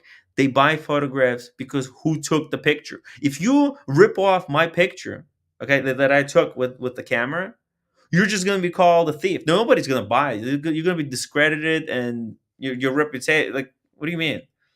Yeah. Like, you're saying, like, I don't even understand how that would work in real world, where someone takes a picture and then they get sued because someone before them took the same picture, and what, they copyrighted, or No, what like, I'm trying to say is that these designs are fixed in a point of time. And because some fantastic watchmaker comes along, let's say somebody was coming from another planet or whatever, and came up with a design for a watch, and it happened to be, I don't know, an identical replica of a Rolex. Does that mhm. mean that they copied You them? can't put a Rolex on it though. See, this is what this is what I'm saying. Like, this is you can go. This is why Invicta is basically a Rolex. Yeah. They don't have the capacity to copy it one to one, but if they did, they would, and they would just put Invicta on the dial, because you could do that. It makes them a scumbags, slime balls. Okay, and you should never buy it. And when you buy it, you know that that's not the original design. That's just a copy of the original design that somebody else made. So You understand? you're just contradicting what you said earlier So on I'm paying for originality. about the watches, because we just said, like, in You photography, could do it, yeah. and copyright it, and therefore nobody else can take that shot and You that could take it, yeah. You angle. could sell it. You can't monetize it because that's going to You be could theft. monetize it. You Okay. just can't.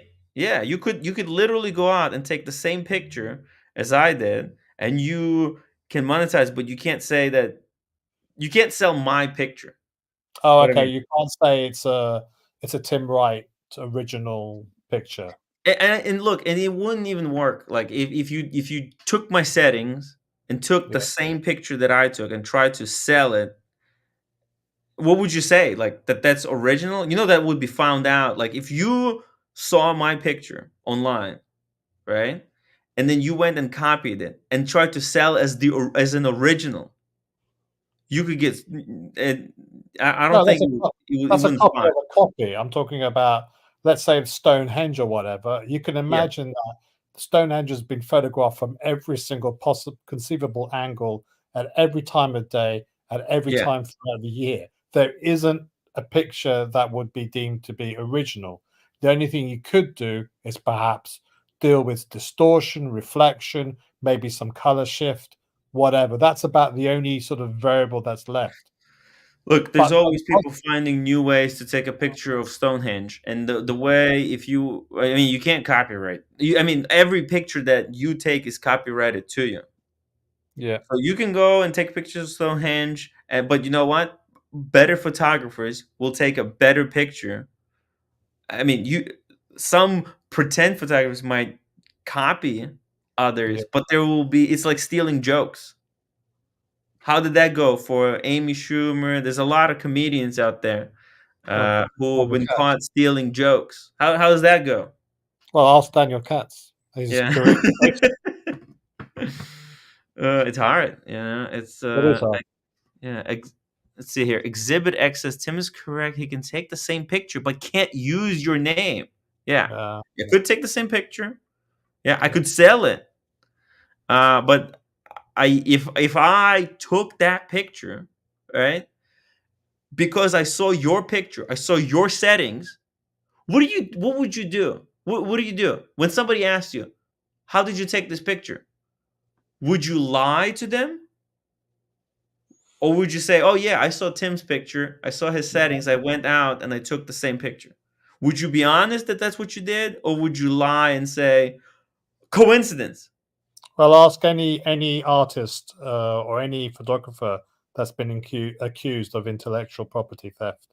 You know, like whether it's Ed Sheeran or whether it's whatever, Katy Perry, all these artists that have been dogged, or Dua Lipa, they've all been plagued Sued. with copyright theft.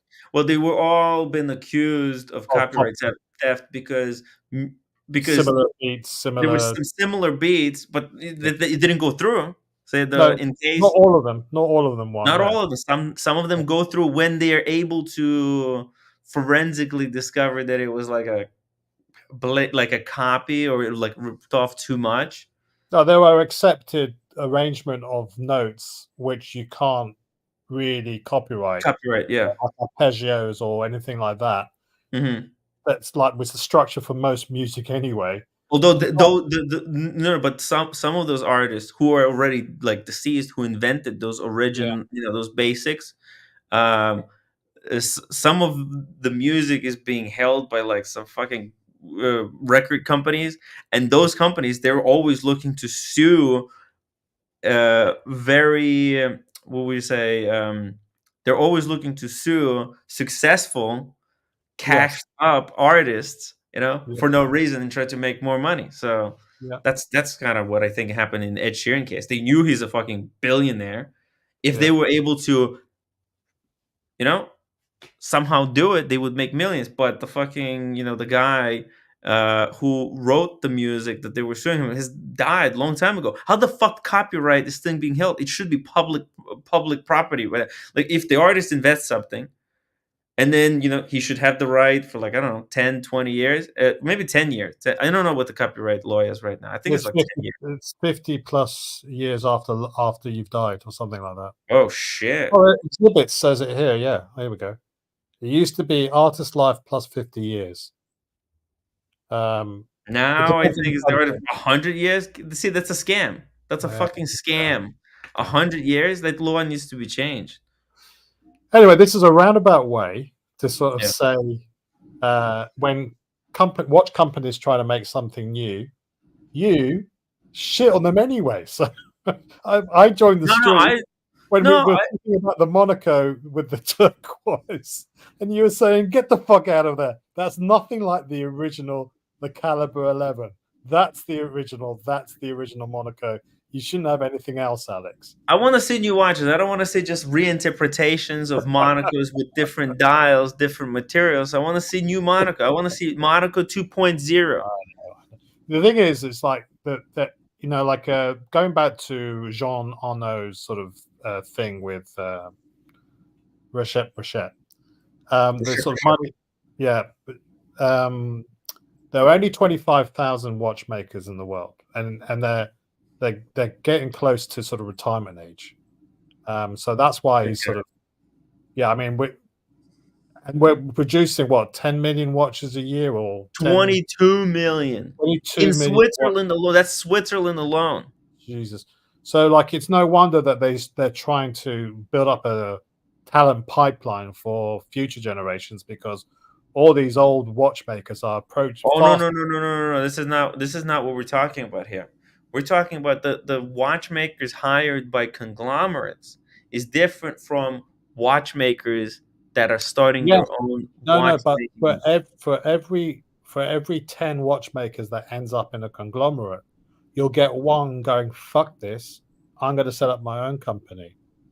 So most of these, like watchmakers now, they started off working for larger companies and said, no, I think I could do better, or I could do something different. That's so like building that talent pipeline for the conglomerates will inevitably, due to attrition, create independent watchmakers in the future as well. You look at MBNF, you look at F. Pigeon, you look at Richette.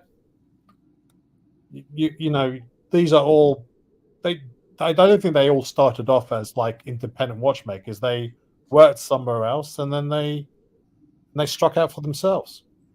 Yeah, actually, I mean, Recep famously, I mean, he apprenticed for FP Journe. He could have, sorry, not for FP Journe. What the fuck am I saying? He apprenticed for Patek Philippe. Right.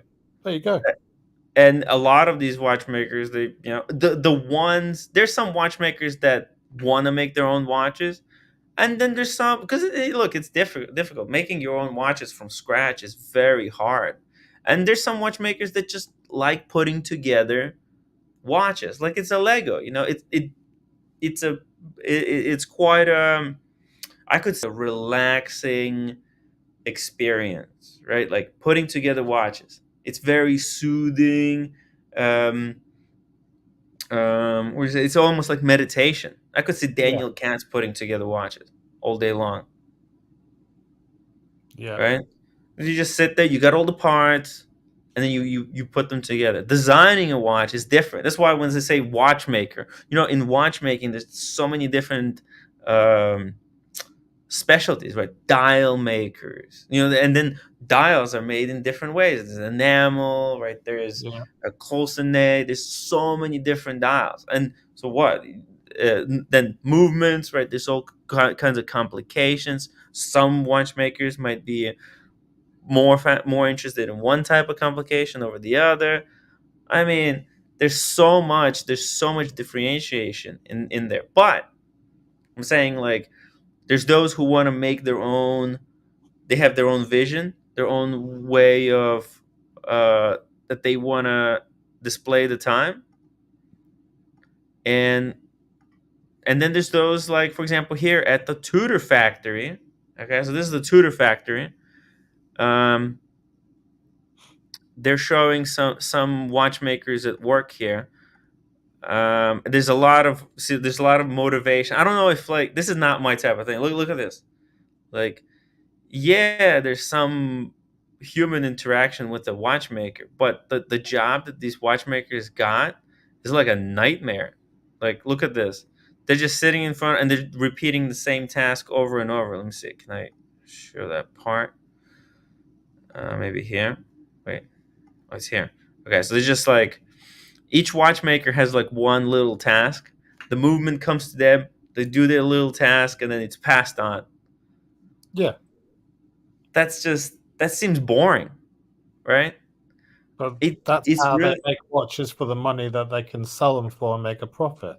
Yes, this is how you get the margins, right? You get those sick margins because you probably don't even need to. A watchmaker doesn't even need to go to any school. Like, what is it? Putting hands on the watch. You put someone in front of it, like you give someone practice.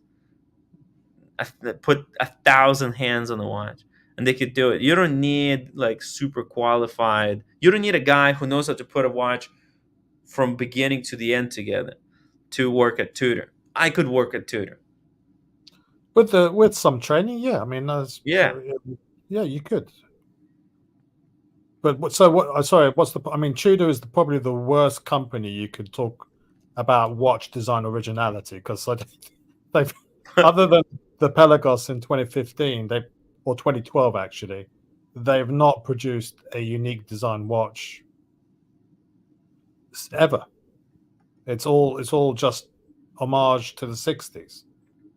Yeah, Tudor is a little bit late to this whole homage craze, but They're definitely kicking ass. They perfected the homage, but I think this is where the homage is going to end. This is why, man. This was quite a tangent, but this was basically all brought on because Ben Clymer said that this is what he's thinking. He's thinking that this Acrivia LV is going to influence. They will dictate the future in watchmaking. It could well do. Could well do. Yeah.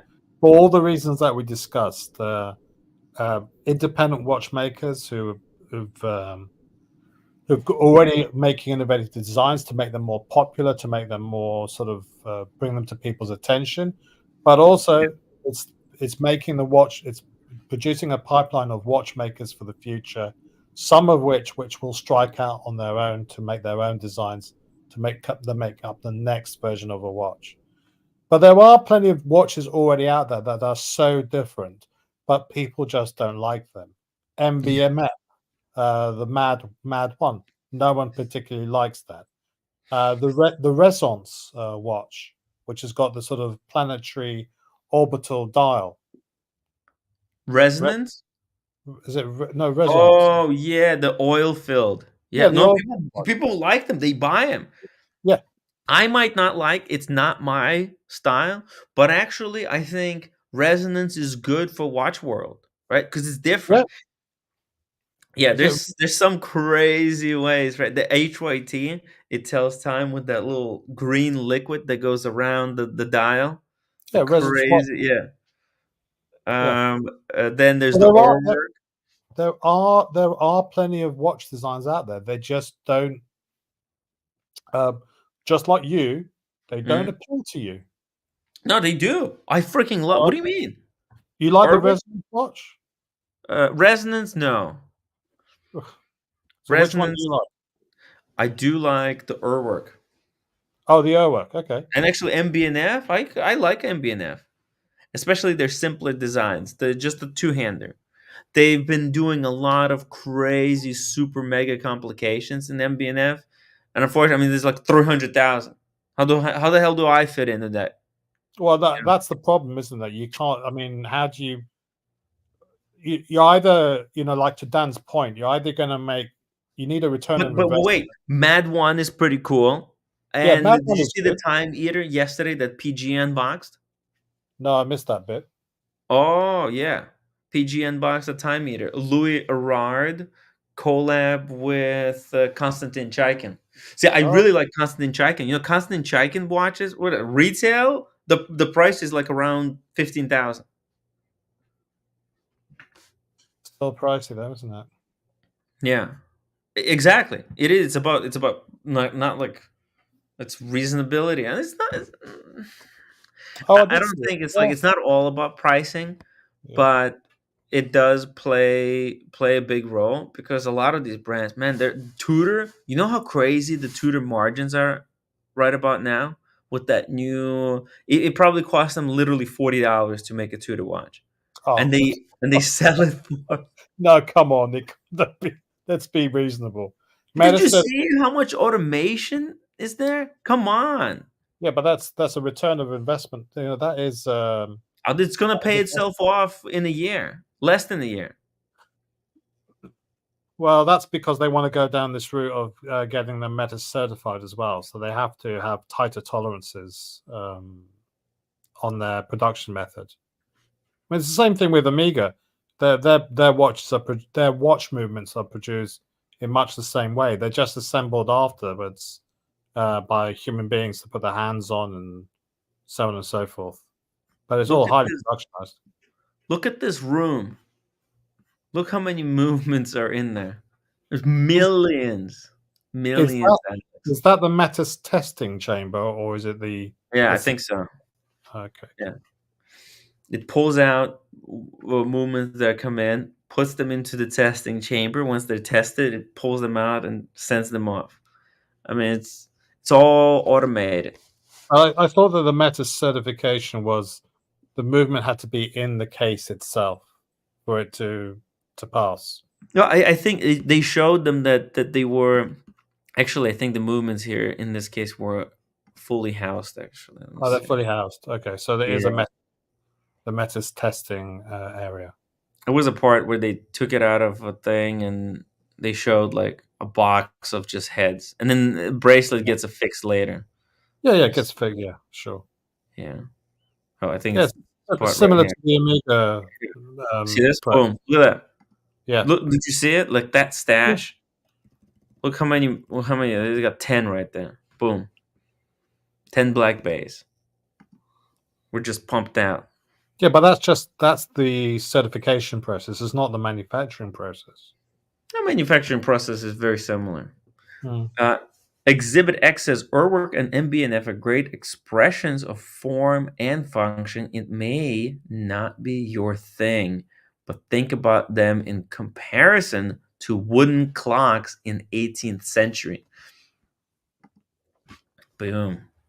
Well, you could say the same thing about any watch made in the 20th century. Compare that to the wooden clocks of the 18th century. I mean, it's just like I think that's the point. It's like what if we look at design periods, you have the Art Deco period, and then you have the sort of the Submariner, the dive watch era, sports watches. Then we go into the quartz crisis. Then out of the quartz crisis, we come into minimalism. That's been and gone. No one's really making any minimalist design watches. Nomos is still trying to do it. They're Yeah, failing. almost young. Yeah, okay, fine. But that's probably one of the exception, isn't it? Yeah. Nomos and Young Huns. Young Hands. It was a cheaper version of Nomos. Yeah. Yeah. That's a really bad brand. Yeah. So it's now we all seem to be going down this sort of skeletonized route. So who knows? I don't know about this Seiko that you were looking at earlier on, Tim. To be honest, the Grand Seiko. Which Seiko? The Seiko that I was asking you if I should buy. Yeah. Oh, what do you think? 3,000. It's good. It's good. 3,000 is good price, but Yeah, we'll get back to Seiko after this Ben Clymer video. Kino sure. Pravda says that today on the community channel, it was the first time he heard Boston be somewhat honest about the watch market taking a dump. No, it's over. It's over. Fucking hell. Watchmaking is today, 2023. I mean, Recep as arguably the hottest independent Oh, watchmaker Recep. alive, right? And Jean Arnault, obviously, kind of a member of the Arnault family, one of the most powerful families in the world. But beyond that, one of the most thoughtful leaders of the renaissance of independent watchmaking, high-end independent watchmaking. And it's interesting, and I might be challenged, and maybe fairly so, on the idea of calling what he's doing independent watchmaking, because LV is a huge company. Yeah. Exactly. But he is supporting independence with the foundation, the LV Foundation. And this new watch, which just came out with Recep, they'll be selling 10 pieces, and a good chunk of the money sold for this, or made from this watch will go towards this foundation, which will then support other independent watchmakers. So you have Jean, who's behind LV Watchmaking, which is, we've seen a great renaissance there with the new tambour. Daniel Roth, Tourbillon we'll see very soon, or really have seen, but we'll see kind of in the metal very soon. And of course, Gerald Genta, right? I mean, Gerald Genta and Daniel Roth are two names that mean so much to people that really know watches and are now coming back to life with the help of Jean Arnault himself, right? And then Recep, of course, these two guys that are both very, very young, collaborating together. They both live in Geneva. Is going to be amazing. And I think those two guys collaborating, there's kind of no end in sight for what those guys could do together. Yeah, and from my perspective, as someone who enjoys. Okay, so this was we caught up to where we left off before we went on that crazy tangent. But okay, so we're gonna leave behind the whole Recep and LV discussion. Let's see what else they got. Always, absorbing watch media and culture as much as I do being part of it. I don't think that you'd necessarily always get the opportunity to have those guys sit down and talk at length in a kind of unedited scenario. Right. The goal with Ben Clymer Presents, especially if you compare it to something like a collector's edition, is this is a little bit more raw, a little bit more free form, a little bit closer to old school pattern. Speaking on the of left's got a raw. gut. Look at that. Yeah. It's just like poking through. I know, right? I'm sitting here with the same T-shirt on, feeling very self-conscious too because I'm good. Yo, they got real mirrors in this room, Diego. Holy! Are they on the shit. ceiling? No. I just realized I'm fucking fat. It's bad. Oh. It's really bad. No more skinny mirrors. is what Yes, we- exactly. Right. There's something Yeah. wrong with the mirrors in my house. Right. Yeah. They. Hot take. Ben Clymer is Buckley with glasses. Ooh. Look, exactly the same beard, same hair. Yeah, it's a different color. Yeah, but he's got a calm demeanor. So no, You're gonna get this. He's trying to catfish Buckley on the stream. I'm just saying, take those glasses off, and that's Buckley with some Rogaine and some just for men hair coloring. Can he bench press 240 pounds? are we That's still Ben on Clymer? that? Yeah, I think he could. Ben, we want to see it. Send me the videos. I want proof, Ben. I'm eating, by the way. Sorry, and I have an announcement. I don't know if I'm sure you're aware. I might have missed it, Oh. but Muhammad Ali super chatted $400 earlier. Did you bring that up? Yeah, did you bring that up?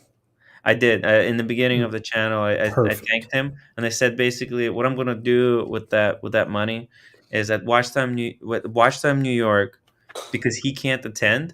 Mhm. I'm going to basically buy drinks for everyone from him. Mm. From him. I don't Because- drink anymore, so can I just get the money? Yeah, sure. We'll work it Cool. out. Awesome. You don't drink anymore? I haven't had a drink in like a month. How you feeling? Good. I never really needed it though. I don't need drinks as well. I just realized, like, why am I having 2 glasses of wine at night? it's Like, delicious. I'm not getting drunk, Oh, right? yeah, I was like, and then a lot of my neighbors are alcoholics, yeah, and that kind of turned me away from it too. yeah. So I just said, I'm just not going to drink till after Vegas, and it's been going pretty good. Well, you can drink in Vegas. I'm not going to drink in Vegas either. Are you But scared anyway. of getting roofied again? Blondie's not gonna be there. You know that. No, Blondie didn't roofie me. I just want no, to be. I just want to didn't be say she there. did. What the hell? When did I say she did? I just want to be present. You know what I mean? I don't want to wake up tired. Like OC's like a damn fucking rooster in the morning, you know, because he doesn't Yeah. drink. He's just full of energy. I want I to know. be that. That's what I want. Did you guys catch the latest episode of About Effing Time? We don't watch that shit. But effing time.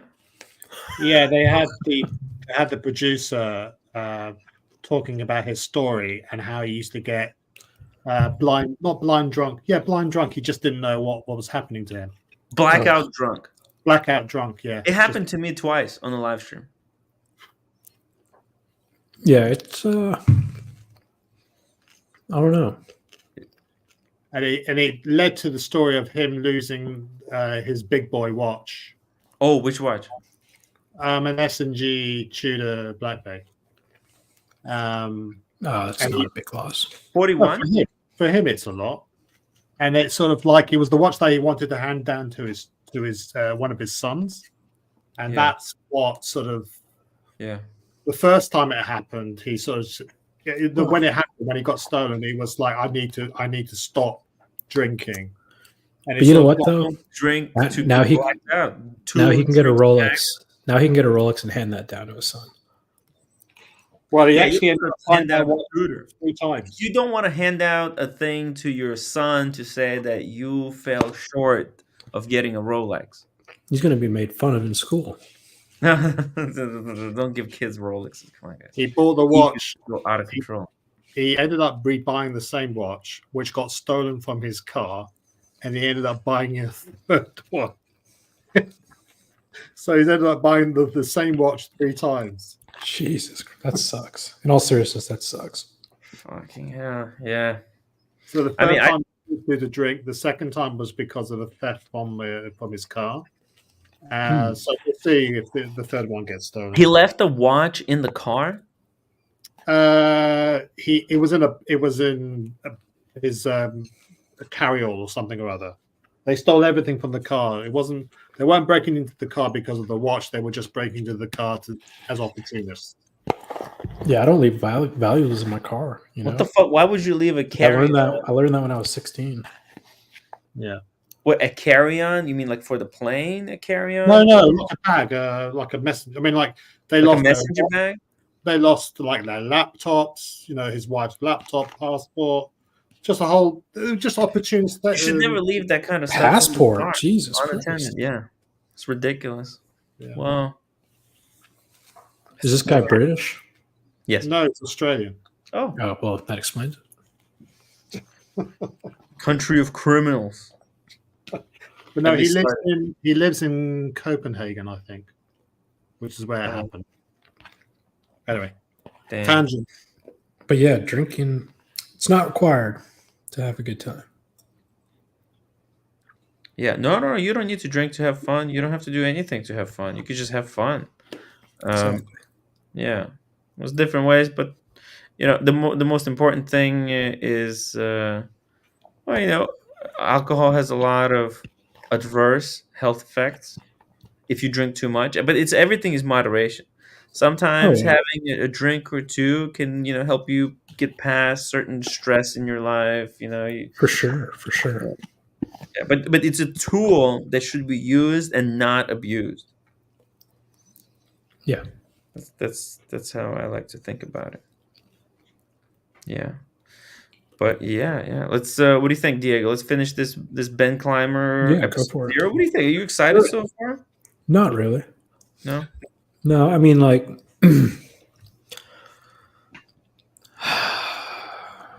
I'm trying not to be mean.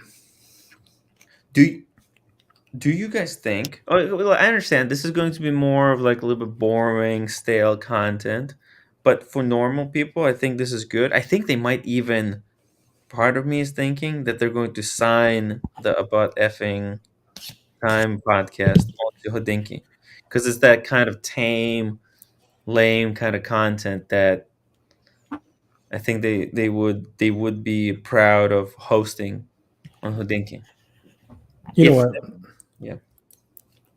In all sincerity, I'm sure it's going to be very interesting conversations that will lead to us having conversations, like all joking aside.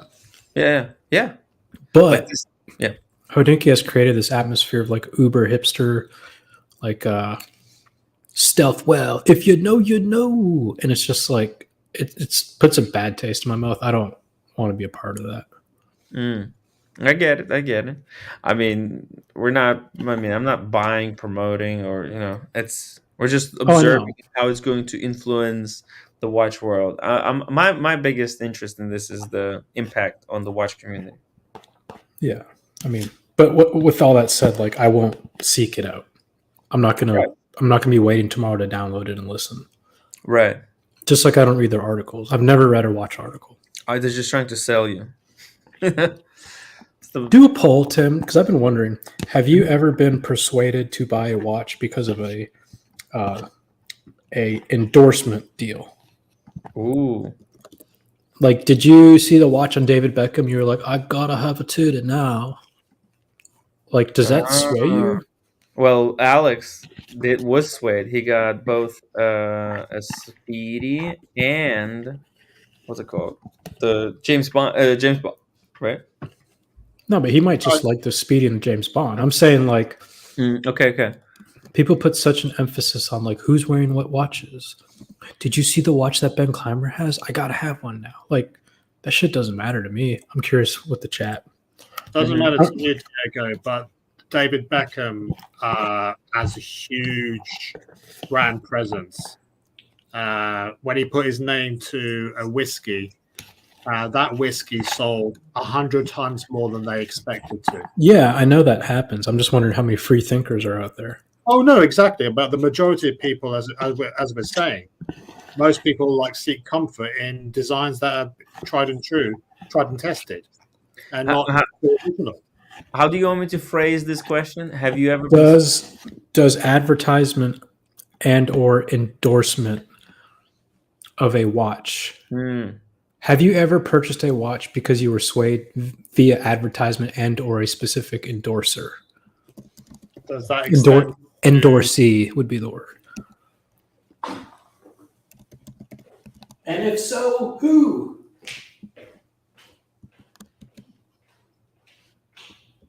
You could say Steve McQueen for the moniker. You could say Paul Newman for the Daytona.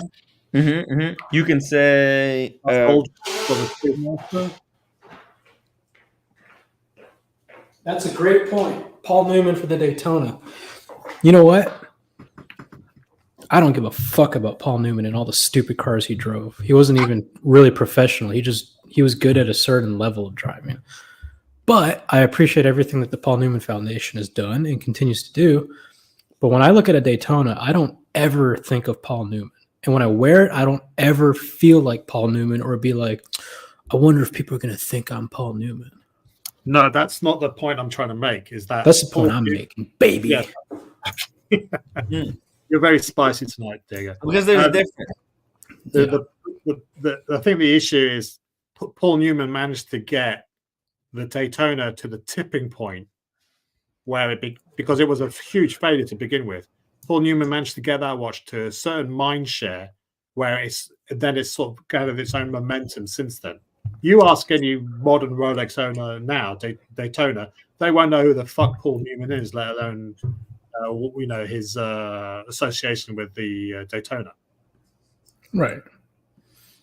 Yeah, I didn't know about Paul Newman. I didn't know about the $17 million sale at Sotheby's or wherever the hell it happened. You know what I mean? Like, I just saw a watch I liked, and I think a lot of people, they might be aware, but it's not that Paul Newman or Steve McQueen, who Steve McQueen never even wore that damn Explorer that everybody claims he did.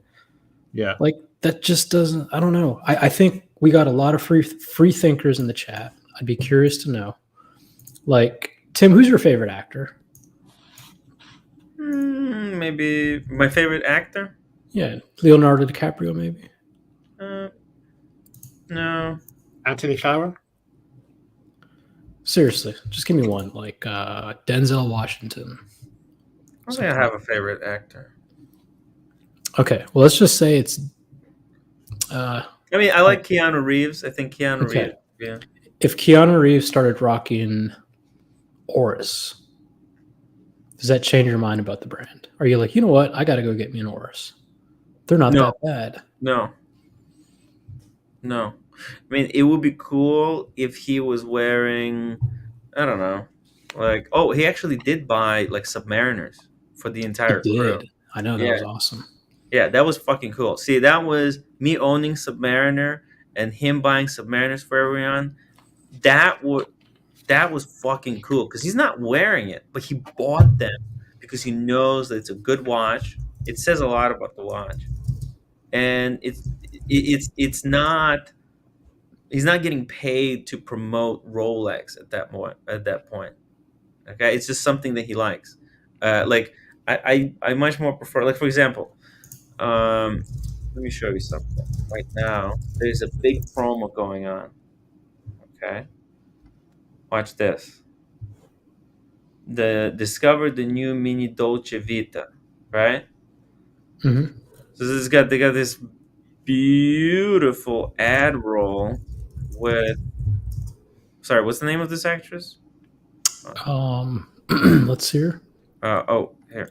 Oh, wait. It's from the Hunger Games. Oh yeah, Jennifer Lawrence. Yeah, Lawrence. There we go. She looks amazing. But like, I know that she's being paid to push this watch. Right? I'm not like, I don't want to buy it because Jennifer Lawrence was paid to be in an ad to promote this watch. Like, I don't really care. But like, I could be like, let's say if there was a friend.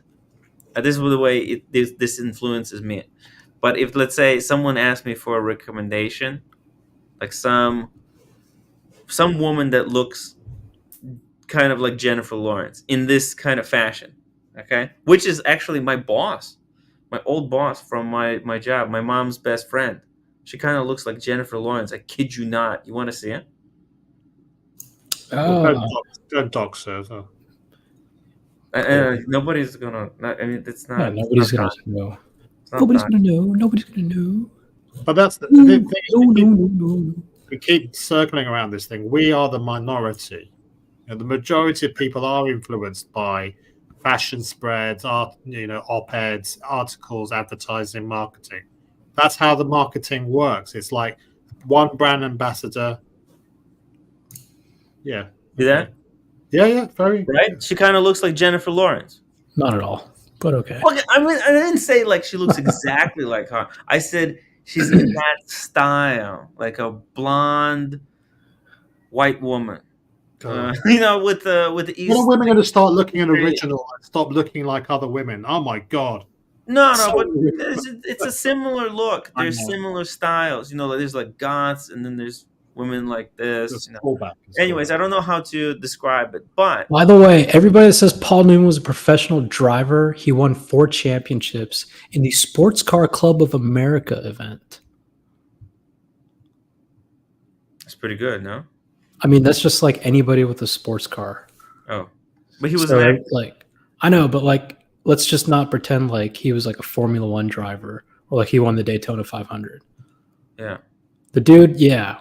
Was he good? He was good in his class, absolutely. But he wasn't he wasn't Tom Cruise in that movie Days of Thunder. So yeah. Anyway, back to Jennifer Lawrence. Yeah, Jennifer Lawrence, right? Like if that friend said, "Hey Tim, can you recommend me a watch for this around this price?" I probably would say Cartier. Right? Because it's the same money, you can get a Cartier. Yeah. But I mean, I know Longines is a decent brand. This new design, the bracelet on this thing is kind of cool, right? You can see it's kind of cool. Oh, there's 2 versions, both quartz, both steel. That's insane, though. The one on the left is 4,000. The one on the right, 2,000. What the? How? It's got diamonds on the brand cards, or okay, I get it. Well, look, I would say like this one. Oh, that's a pretty cool one for $2,000. That's how this advertising would influence me. And I look at this and it's like, okay, yeah, it's basically a tank ripoff with a kind of originalish bracelet. Yeah, it's nice. But this is how it would be influenced. I wouldn't be even thinking about it. It would just attack me because it's like, oh, hey, Jennifer Lawrence, this person looks kind of like, and same thing, like, Leonardo DiCaprio, some guy that looks kind of Leonardo-ish. But I digress. You kind of look like Leonardo sometimes. Sometimes, right? Yeah. That's why I bought Tag Heuer. Like, you remember Blood Diamond? He was kind of a little bit chubby. Yeah. Oh, yeah. That's why I bought my first luxury watch was Tag Heuer Carrera Twin Time. Wow. Because of Blood Diamond or because of him? Because of him. Oh, wow. Yeah. Because I saw advertising everywhere. Actually on the bus stop next to my house. I remember walking out and seeing an ad. He was holding an S-Link though. But like I didn't buy Tag Heuer because I saw the ad and then I did it. No, it was like years later. But I trusted the brand because of I've seen it so often. What is it you think that makes people gravitate so hard towards a Submariner? Because it can't really be James Bond. Because the reason I say that is like it's not. Most people of our age that have seen the James Bond movies with the Submariner, like we either saw them as kids, or they're adults that saw them years ago, and at that time in their lives they weren't really thinking like, what watch is that? Like, what is it about the Submariner? Like, because there's very little advertising. Very little. Watch. I never see. I mean, I get there's billboards and there's like stuff in magazines, but in a commercial once in a while during the Masters. But how does word get around about the Submariner so well? And for so long, I mean, pre-ceramic subs, so many people had those watches. I think it's because it's just the most robust watch on the market. It's like it can go 300 meters water underwater, right? And it's got that amazing bracelet, which everyone who tried it on, it's perfect fit. But I think it's the fact that it's got that crazy water resistance and it's not too big. Okay, so it is extremely durable plus extremely wearable. Where else are you going to get a watch? Yeah, but like imagine like 20 years ago, like where are you going to learn about the Submariner? You're going to see an advert in a magazine, right? That's it. And so something of that advert had to make some dude with money be like, you know what, I'm going to go get me a Submariner. This is the watch to have. Like they didn't need George Clooney. They didn't need Jack Nicholson on a commercial like, check out my sub. They didn't need a commercial where that showed a guy 4,000 feet in the water with it either. But they do have those guys. They have James Cameron with but they're promoting those more difficult to sell watches. James Cameron's attachment to that watch makes me not like it even more. The deep sea? Yeah, like if it was just the deep sea, I'd be like, cool. But because it's the James Cameron, I'm like, nah, I don't like that. You don't like James Cameron? Not particularly. He's a good guy. Why don't you like him? What's the beef with him? I don't know. Just irks you. James the Advisor, thank you so much for a $2 super chat. Paul Newman got second in 24-hour Le Mans on a Porsche. Second. Who was first? Second. Yeah. But that is fucking. And that was in the IMSA 2.5 class. Okay. So there's many different classes of 24 hours. Just for an actor, that's pretty good. No? I know, but I'm just saying, like he wasn't at the top of the game, is all I'm saying. No, but it's like if you played pickup basketball and you were in like a YMCA league, Tim, and you did pretty good, and you're like, yeah, I won the fucking basketball championship. Like, wait, were you in the NBA? Well, no, but Paul Newman, he was just going about his business being a badass, and he was wearing this watch because it was given to him as a gift. It's only now that people are saying, "Oh, did you know Paul Newman used to wear this watch back when it was extremely undesirable?" Right? He was so cool. He was wearing the most unwanted watch at that time. Yeah, cool. That was a gift, right? Yeah. Do you think that was like, fuck, I gotta wear this? Like she said she bought it for me. When I race, I better wear it. Yeah, I think so. Yeah. Because he was wearing it extremely carelessly. He was not even screwing down the crown. He couldn't be fucked with it. I'm like, fuck you, what the fuck? The crown has to be screwed down? Forget it. I don't have time. He didn't have time for that shit. It was just a gift. And he wore it. He didn't care. He wasn't like, oh, this configuration of the dial is not working with my pinky ring, so I can't wear it to the Le Mans race. It's like, right. Exhibit X, the Submariner design is iconic. Everything about it. So I think the way people find out about the Submariner is when they talk to anyone that knows anything about watches, and there's just a lot of Submariner ripoffs. And when people try to trace down the heritage of it, what's the original one? It's the Submariner. The Submariner itself was not an original design. It was following a design brief from the military. The military specified what the dial should look like, and Rolex just acquiesced to their request. So it's no, it wasn't with the military. Submariner wasn't developed with the military. Military watches. No. Rolex is really lazy, Alex. All they took Explorer or Oyster Perpetual. And I think actually at that time they took an Explorer and they slapped the rotating bezel on it. We They saw did- one of those on 47th Street. The bezel, sorry, the dial was a design specification from the military. And that's Okay, what, and let's just assume he's right. And yeah, I'm just saying it's like it's not Rolex design. It's a military design. It's not been accredited to the right people. Rolex have come in there and just said like, "Are we going to occupy this space?" And therefore, no. Military. okay, hold on. And design, they have spec requests. Like they request that the hour markers have to be lume, but they're not dictating what shape they have to be.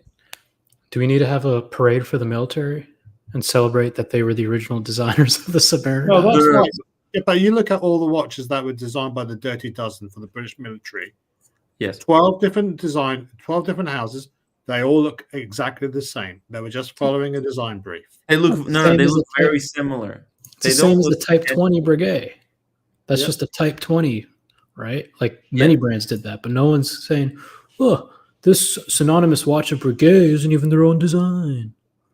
Well, I am. I'm saying No, but there is something to it. very but good impersonation as well. This what Alex I think is trying to say is that these designs, their lineage can be traced back to like military um, requirements. Like military required the watches have certain things, and then those designs came out from those requirements. So they've been influenced by the military requirements. And at that time, most watches, civilians weren't buying these watches. They had clocks, they had other options.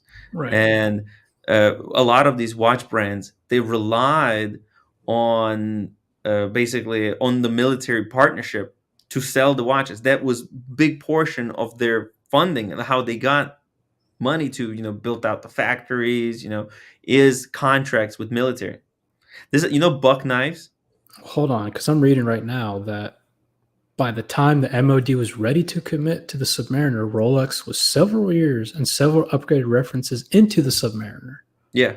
So the military may have said, "Here's the specs," but Rolex was making them before the military even got them.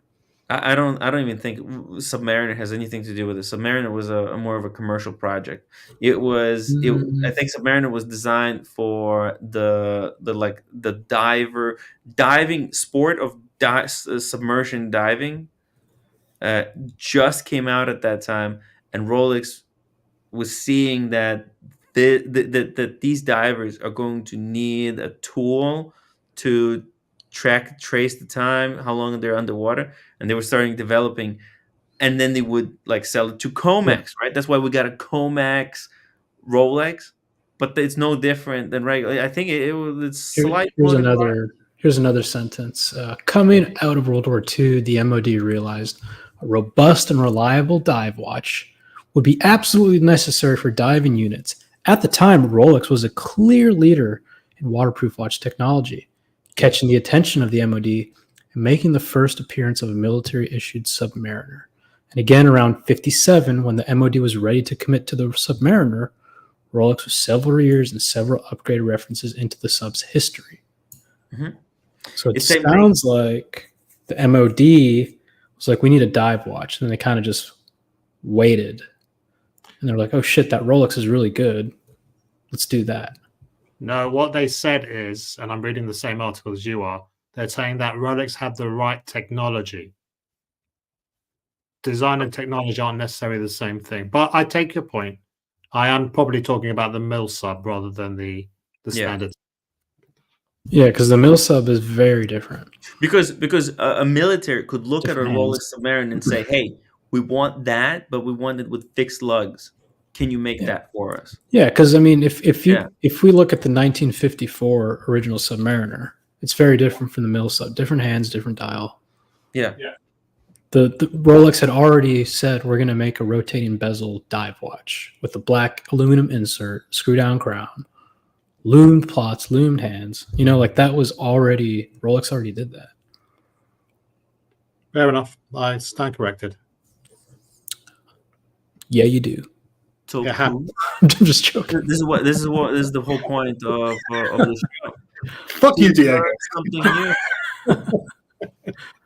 new. But don't I know. would- I was like, honestly, when you said that, I wasn't trying to prove you wrong. I just never heard that before. So I was like, I need to fucking figure this shit out. I did see it somewhere on some YouTube video. I should know better than not to trust any YouTube personality. Current company accepted.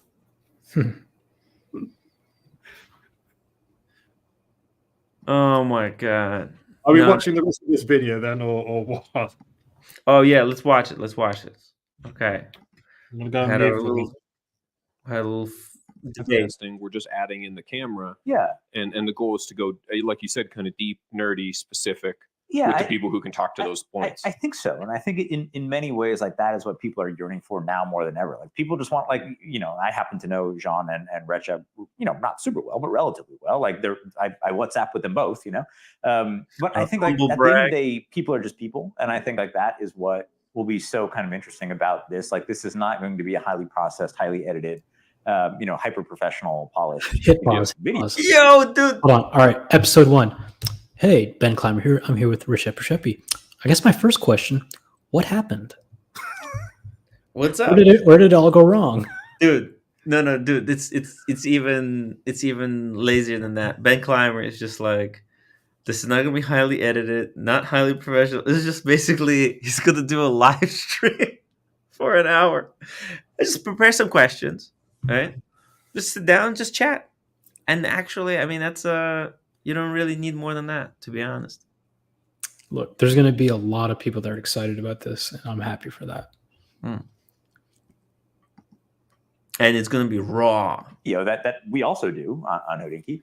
This will be more of a conversation. You know what we're going to do? We're going to be watching it and reacting. Oh. No, you don't have to participate if you don't. I'll probably watch Archie's that night. Between three people that love watches, and I think they're you'll see kind of the true takes on everything. Mm-hmm. I intend to ask like what watches they love, what watches they hate from themselves and elsewhere. And I think what you can expect from Recep and Jean are it's just utter candidness. And I think like both these guys are frankly legends in the making. In their respective fields. And I think, to have their perspective on things as they continue to ascend, Recep is nowhere near done, nor is Jean. I think will be really neat. And I think, a lot of the stuff they'll say in the episode, we can then kind of look back on in 5 years, 10 years, really 20, 30 years, right? Like these are young guys. Say, wow, like they made good on this, or they didn't. Yeah. Why is Jean Arnaud being spoken in the same hallowed way that we're talking about famed watchmakers?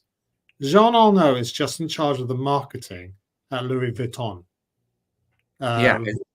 He's not a watch designer. He's not a watchmaker. He's the producer. He's the guy with all the money. He's a multi-bit. He's the youngest son of a multi-billionaire. Yes. And this guy wants to suck up to him. Well, it's not just suck up. It's Jean Arnaud wants to be the producer. He's the guy. I mean, dude, this is how all artists work. What do you think? All these like how the fuck do you think I do these live streams? Like, Jean's going to be the producer of the podcast?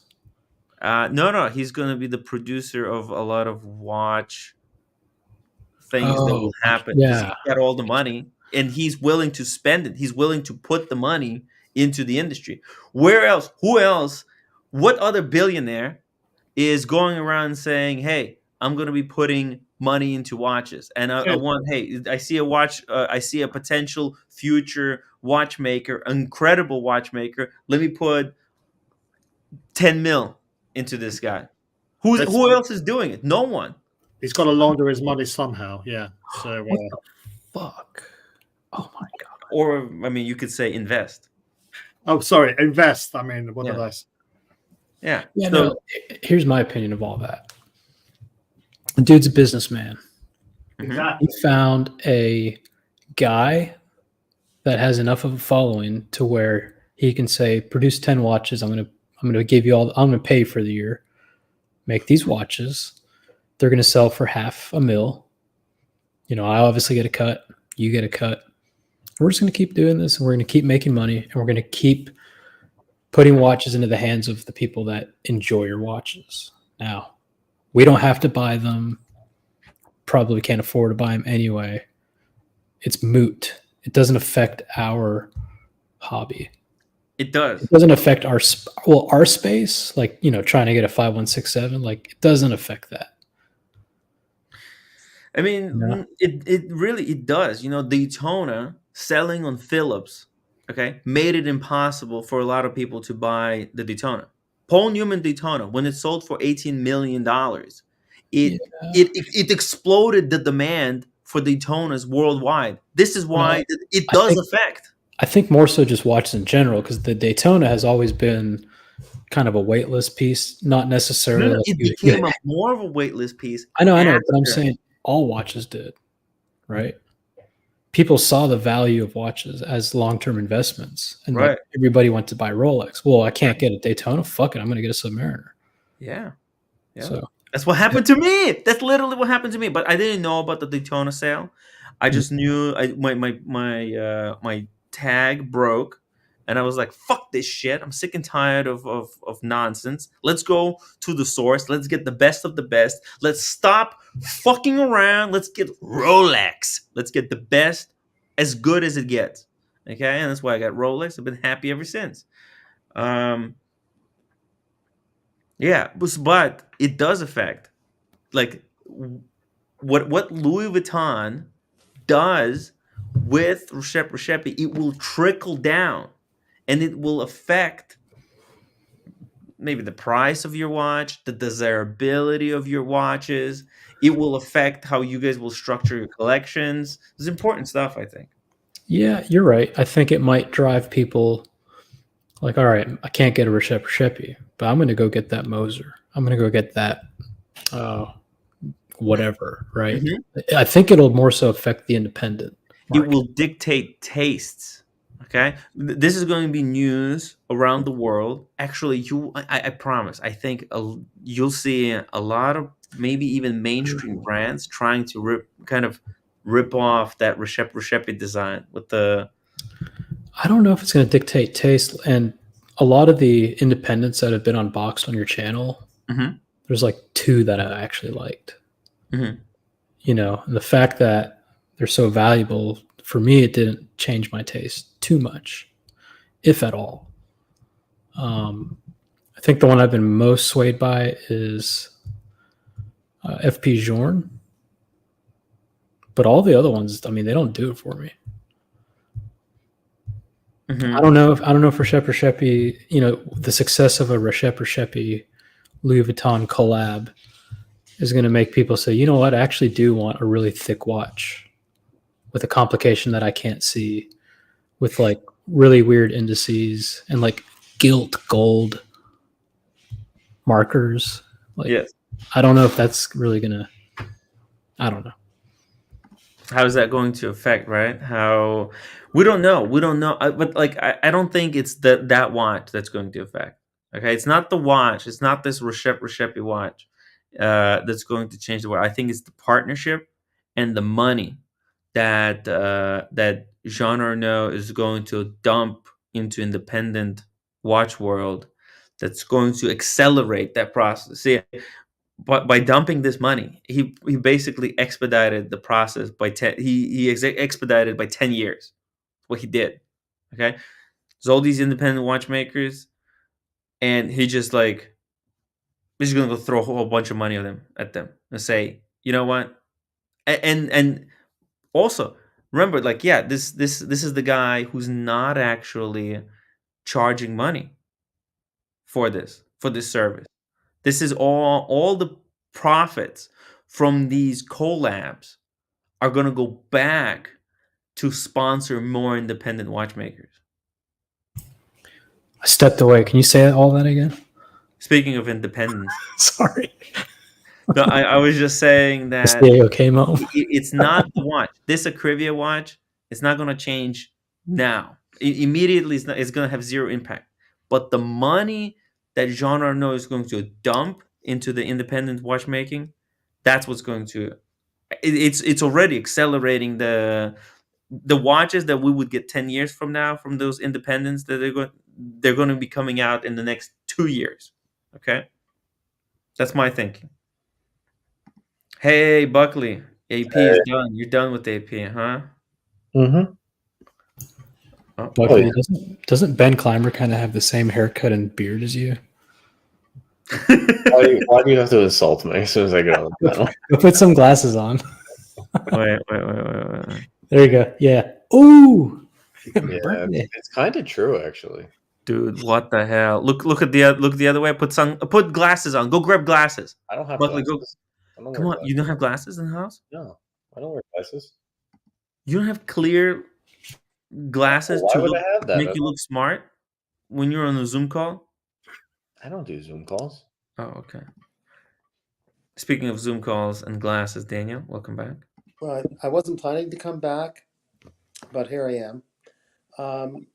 I have an off-topic thing to say just for a moment. Mm-hmm. I could be wrong. Maybe I'm reading the news wrong, but there's a strike starting in Vegas. A worker strike everywhere. Oh shit! So I don't know how. Like it's bartending. It's anything to do with, with the bartending. All that, waiters. All that. Bartend. Oh. Like anything and everything to do. The maids. Well, I think it's going to be over by the time we're there. It's still let's long hope. ways away. Okay. 2 weeks.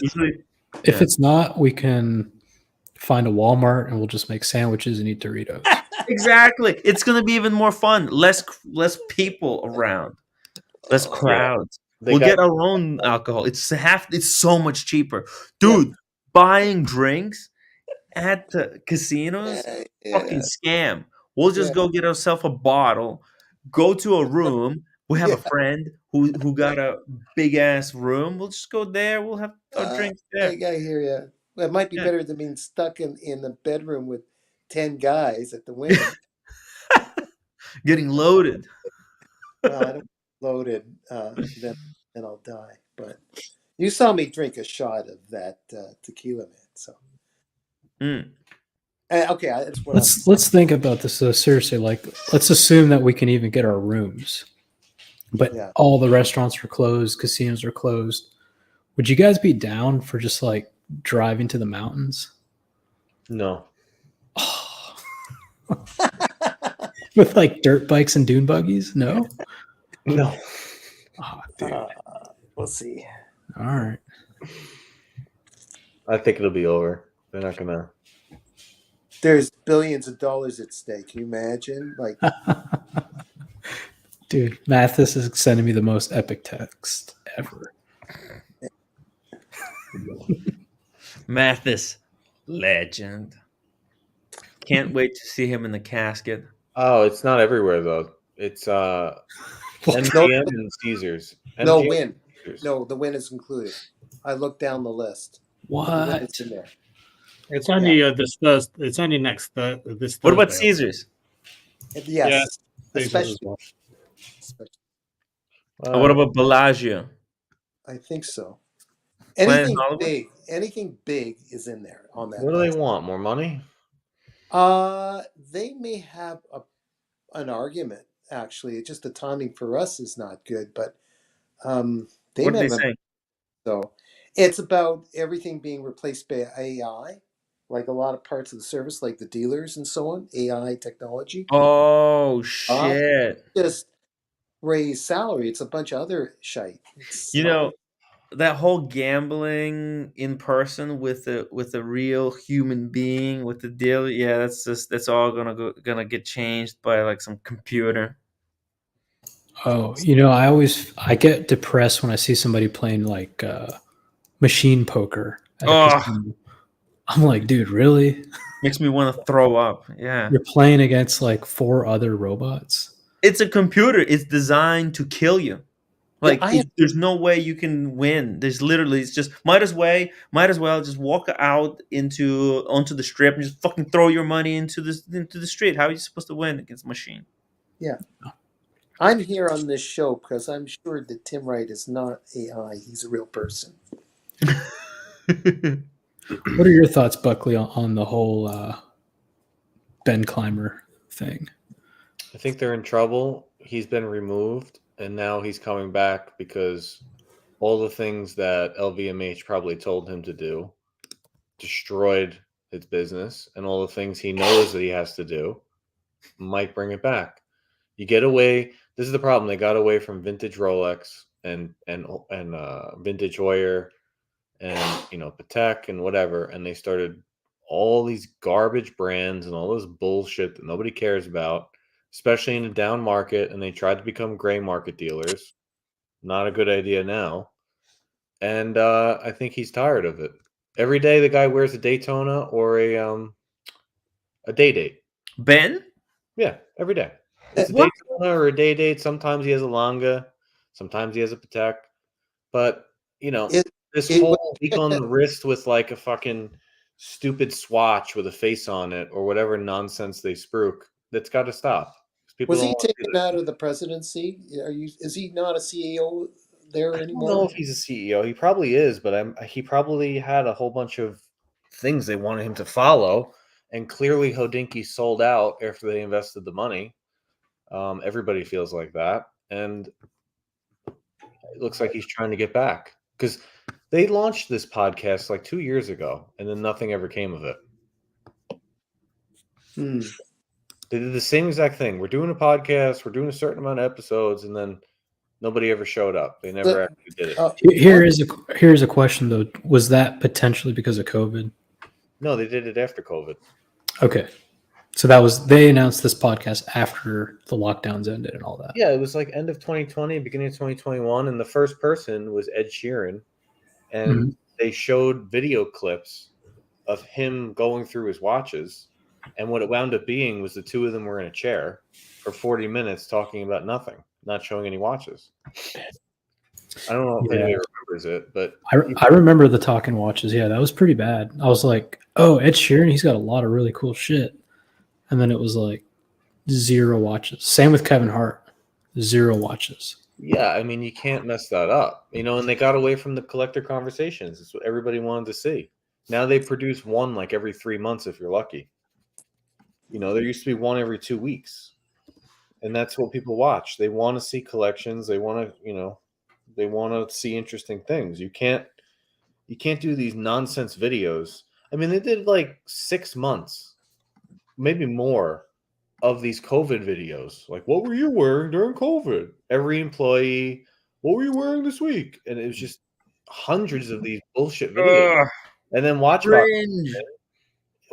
came in and ate their lunch. They do a better job as a gray market dealer than Hodinkee does as a media outlet. Fucking hilarious. And then if you want a magazine or you want a blog, monochrome is better. Yeah, I agree. So they just fucked it all up. They also got a little political. People don't like that. You rub people the wrong way when you do shit like that. I must have missed. What was the political stuff? I missed that. They had an editor who took a real Libby way. He wrote an article about a watch, and it was very provocative. It was a little bit weird, a little bit pedophilish. They also came out with another article. I think it was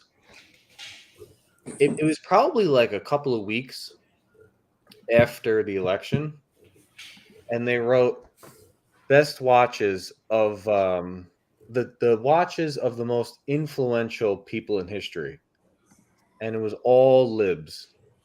So it was like it's just, why are you doing that? Like, you can feel how you want to feel, but don't launch that article 2 weeks after an election. Right. Don't do that. Like, it was like, what does Biden wear? What does Obama wear? What does AOC wear? It's like, what are you doing? Are you stupid? 50% of your audience is not going to follow you now because you did that, and you did it at a very hot time. Wait a year. Also, watches. It's a very, it's a kind of a republic. Mostly like right people who are leaning right. No, it's not. It's No? Just don't do that. Like, Watches was one of the things that had no faction. because if you collect firearms, clearly you're a Republican, right? If you're into muscle cars, like you're probably Republican. If you're into basket weaving, you're probably a Democrat. If you're into yoga, you're a Democrat. Yo. Watches brought us together. Watches allows people like me and Daniel to be able to have a croissant and a hot chocolate in Vegas. Oh, here's the thing. There's two arguments to be made. The shut up and dribble or the use your platform to promote whatever you want.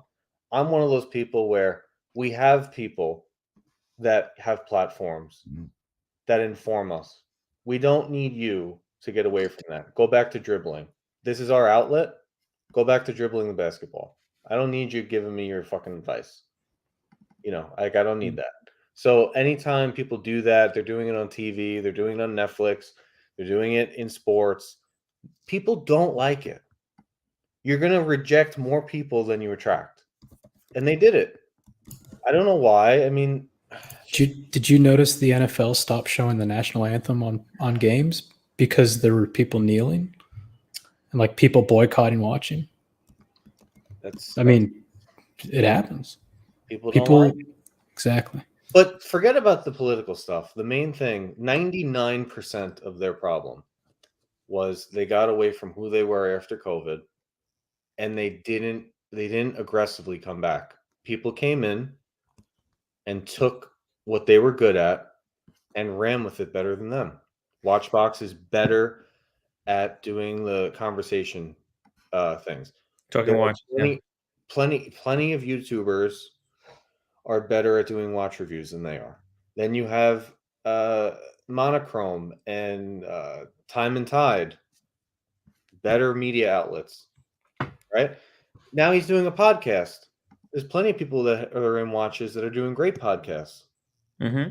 So it's just like always late, because they rested when they should have been working because they were at the top of the hill and they got what's the word? They got too cocky. They got cocky. That's the same thing with the watch brands right now. Okay. Tech and AP, they're all cocky. Okay, here's a question. Is it not fair to say that actually the mess was starting quite a bit before COVID? That No, Ben Clymer, hold on, Ben Clymer started off, I might be wrong with this, I'm just asking, I'm not saying I have an answer. Ben Clymer was the CEO, like a CEO, like in control CEO.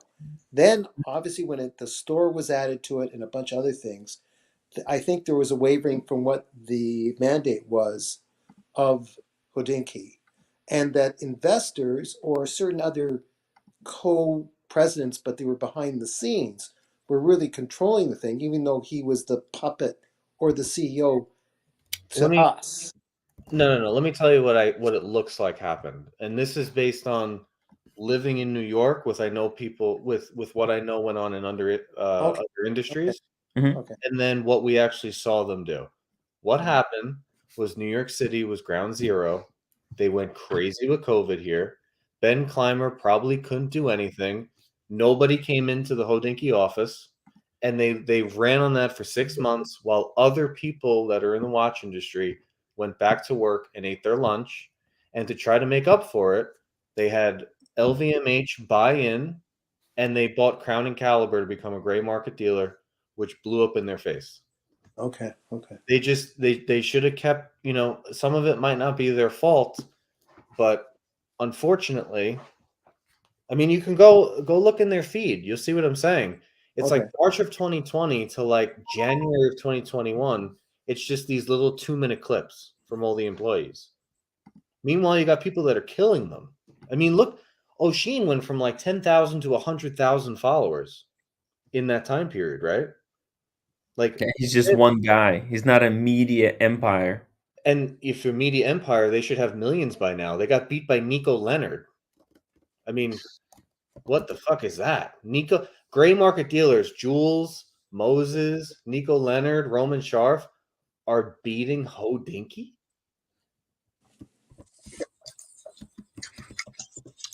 Fact. Guys, I'm going to jump off. Sorry, I've been meandering tonight, but good chat as always. Yeah. Take it easy, guys. All right. See you later. Take care. They were at the top, Tim. They were at the absolute top of the food chain. Watchbox was a distant second, and they blew it. And now they're trying to fix it. What really screwed them up was owning Crown and Caliber, because the watch market collapsed. Oh, that was a royal fuck up.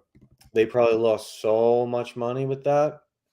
The other thing too is their limited editions used to sell out in like 10 minutes. They have limited editions now in Hodinkee that they don't sell out. Months go by.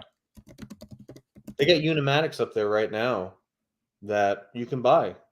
When the first Unimatic came out, the first chain, it was sold within an hour. Couldn't get it. I was a sucker to the blue Seiko. Was it the Seiko Alpinist? And was a bit disappointed when I got it from Hodinkee.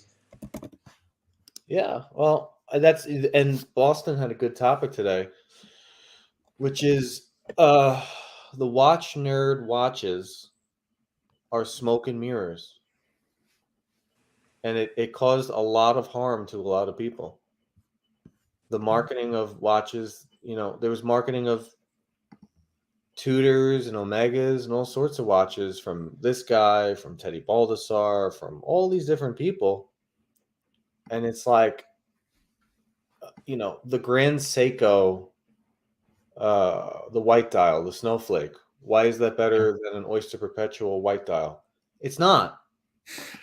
But they marketed it as it is. And what happened was people bought it. It didn't scratch the itch. And then they sold it and lost half their money. Same thing with the Tudor Black Bay versus the Sub. Same thing with the Zodiac Chronomaster versus the Daytona. This watch is better for such and such reason. Yeah, but the movement is whatever. People are attracted to the Daytona, and you're trying to get them to buy something else to scratch that itch. People are not going to do that anymore. Right. We're tired of the bullshit. We're tired of telling us. We're tired of seeing your Zaratsu polish marketing video and your interview about how it's the best watch and it's up and coming. Okay, and we buy it for $9,000 and it's worth $3,000. Okay, I'm being sold. That's their objective here, was to sell the stuff that was in their inventory. Is that what the objective here? I think so. Okay. Guys, let's get to 100 upvotes. We got 154 people watching. Guys, hit that upvote button. I just came in to give that news. I didn't come here to help you get your upvotes, Tim. I just want to tell you. Oh, sorry. That's okay. By the way, guys, I have a small announcement. In 12 minutes, I'm gonna end this stream. We're gonna redirect it to the watch community. We're gonna have a very special. It's members only live stream. So it's super extra spicy. There's gonna be incredibly juicy stuff happening there.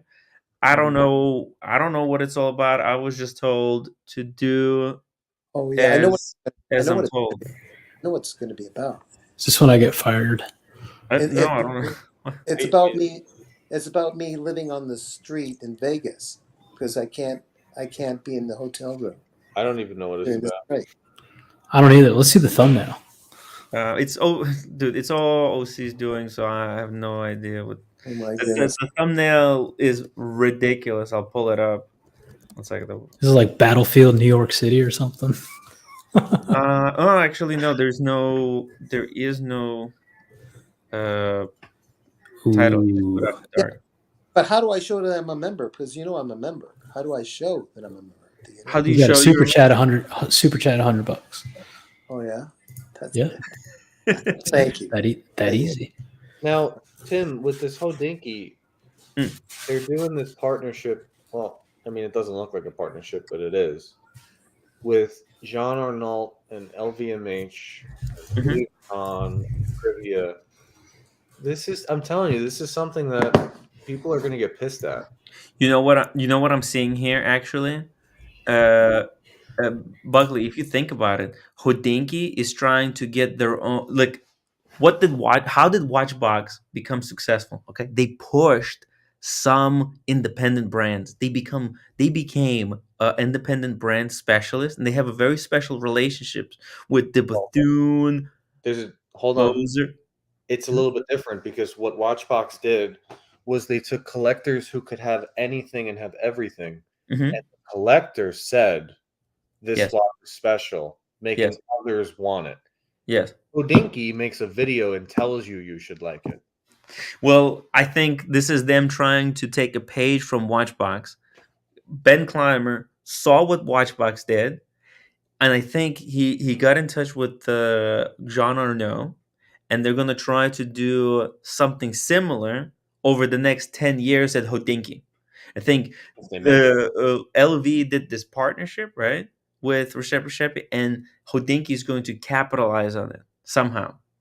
That LV, that Louis Vuitton logo on an Acrivia watch, Yeah, is just it.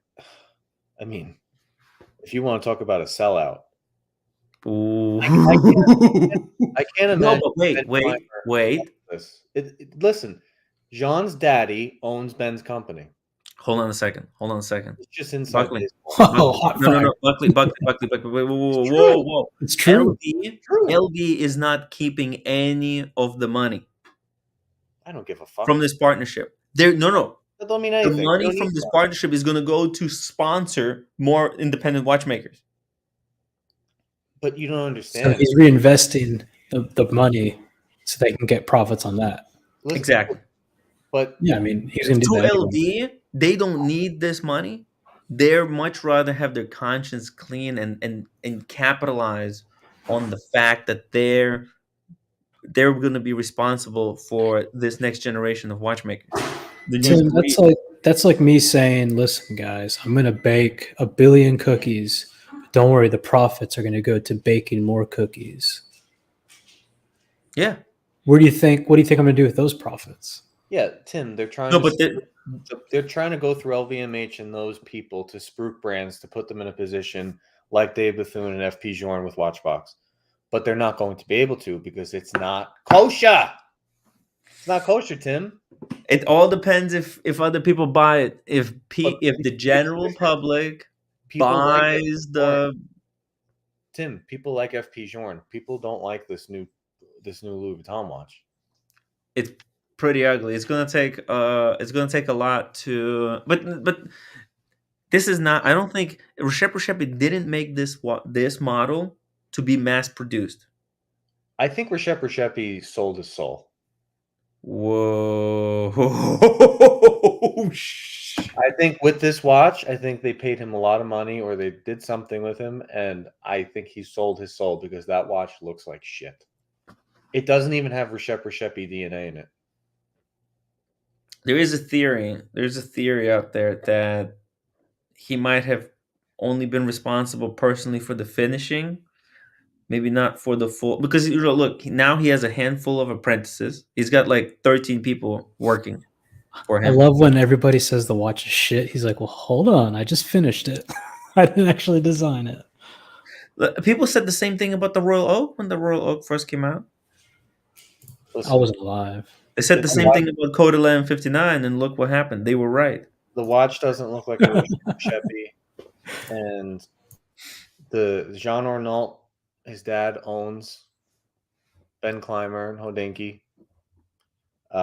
Ben Clymer in that little video before called Jean Arnault a pioneer or some interesting, like what the fuck is he even 30? I'm no pioneer. How can he be a pioneer? You're talking about these guys that have been in watchmaking for decades. This kid goes to some fancy school, works under his dad for a couple of years, and he's a fucking pioneer.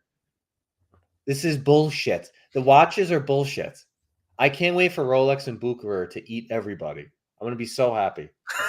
I hope they eat. Oh, well, they can't compete with Rolex and Bucherer, but I mean, this is ridiculous, man. Like, what are we even talking about? This is such bullshit that they're trying to push down people's throats. They'll sell the 10 watches.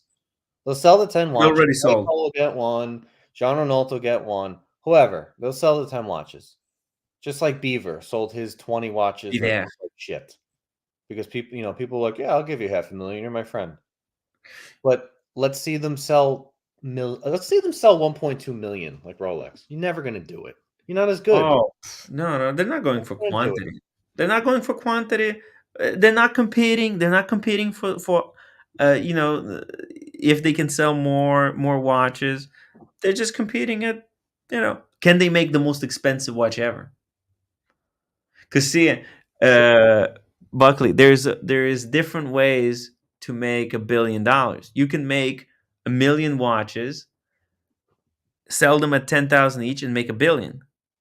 Or you can make 10 watches and make $1 billion by selling them at a completely different price. 100 million. Yeah, Million a watch. yeah. Look, there's a point where people are going to look at this and go, "This is just stupid. It's absurd. It's just It's getting absurd. stupid. Watch is ugly. Rishepi sold his soul. Jean Arnault doesn't know anything. He doesn't know anything. He just fucking came on the scene 6 months ago. Like no one even heard of him. We'll get him on the stream. We'll get him on the stream, Buckley. Yeah, sure you will. And then fucking No, I promise. Well, I won't be on because I'm destroying him right now. So No, come on. To answer some tough questions, dude. He'll love answer this some stuff. questions. This is He like a would little love- project for him. You know what? The CEO of LVMH. What is his name? John also. LVMH. No, that's him. The guy's gonna jump on. He's gonna be like, What's the "Bucky, son's this name? is life-changing money for me. This is going to help my family. And I'm sorry, my tastes are not the same as yours, but this is my passion. John. This is what I like." The son's You're gonna name be is like, John also. The son's name is Jean also. Jean Jr. Tim. Sean John. What's the son's name? I'm not sure. I mean, they're very similar names. It's hard to pronounce their names. Okay, let's just call him Jean Jr. because I have Can no somebody idea. can somebody put in the chat what's the name of the son and what's Yeah, the name? Bernard is the dad, Tim. Bernard is the Yeah. dad. Okay. Yeah. Bernard's sitting around. He's like, my fucking lazy cokehead sons need something to do. Give him this project. Get off your Lexapro. Like, fucking, I gave you everything. Here's a project. It's hot take. It's almost hot take Wednesday. Sorry, everybody, but I'm in no mood, Tim. I'm in no mood for these fucking billionaire children to have little side projects. And in the back of his head, Ben Clymer's rolling his eyes like, I can't believe I got to put up with this dipshit. Like, I built this entire media company, and now I got to call this guy a pioneer of watches for a payday. Fuck.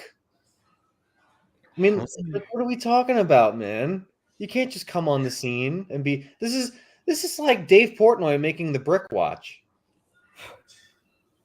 Like out of nowhere. Oh, How do you add a flag to your Facebook? No, but profile picture?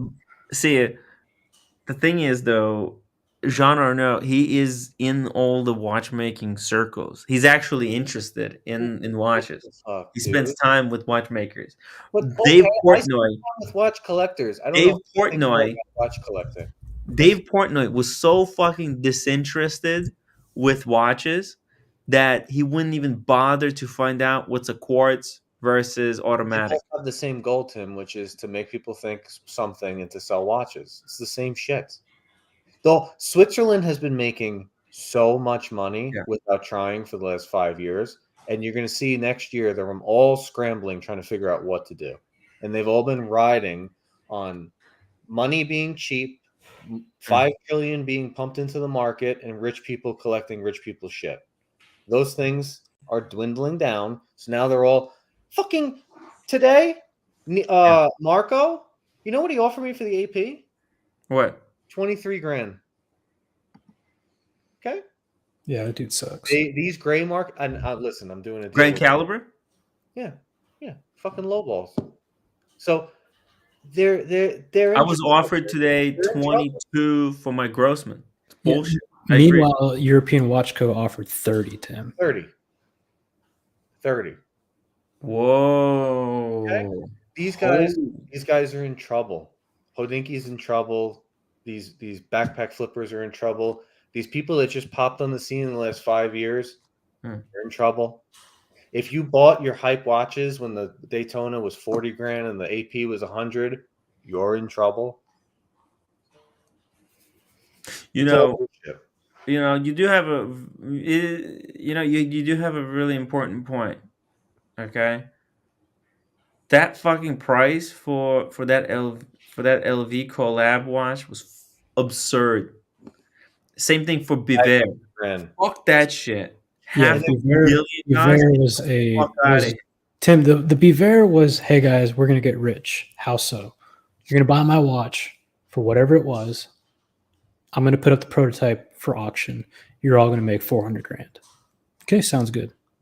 It's an industry insider's kind of almost. It's like art, dude. I don't even want to say who, but art is a way for people to Art game. legally funnel money out of their countries, out of their communist countries. It's coming down. Take your watches. I know that people, most people don't want to sell their watches, but just as a fun experiment, pick up the phone and start calling gray market dealers. See what they offer you. And then I'll tell you where the market's at. And then these guys on the other side of the coin, they got such big egos that they make a piece of shit watch for $500,000, and because it says Louis Vuitton on it, they only made 10. Of course you're going to get 10 people to buy it. Of course. That doesn't mean the watch isn't an ugly piece of shit. It is. And at the same time, it's like when Ben sits there and goes, John, son of Bernard, is a pioneer in the industry, and we're going to do amazing things. I feel like it's when I watch the news and they say, go out there and really put a mask on and get a jab, and then the commercial comes on and it's sponsored by Pfizer. It's inside baseball, Tim. It's bullshit. It's total horseshit. Look, I don't disagree that there is an insider's. It's a game. Pricing on art, it's a game. It's a game of demand and it's a game of flex. It's a game of are there clients for this stuff, and then creating. It's also creating demand. What they're doing is they're manufacturing demand. They're showing. Ben Clymer, right? Now that he knows Recepi, Jean Arnault, right? They're gonna be basically grooming the next generation of buyers. They're going to be telling people why these watches are good, why they're worth paying $500,000 for. Are they worth $500,000? They're worth whatever they're worth to the people. I mean, I bet people will buy them. This is Look, Bernard, Jean, whatever the fuck, the most powerful, richest company in the world, who owns Hodinkee, found the young and upcoming watchmaker that everybody's fighting over, made him an offer he could not refuse, and that guy sold himself to them. That's it. That offer was $5 million. That's a lot of money. I do a lot of shit for $5 million. I'm not even blaming Recepi, but let's be honest. That watch is ugly as shit, and they're literally sitting back saying, I wonder what we can do to these people. Let's test some shit.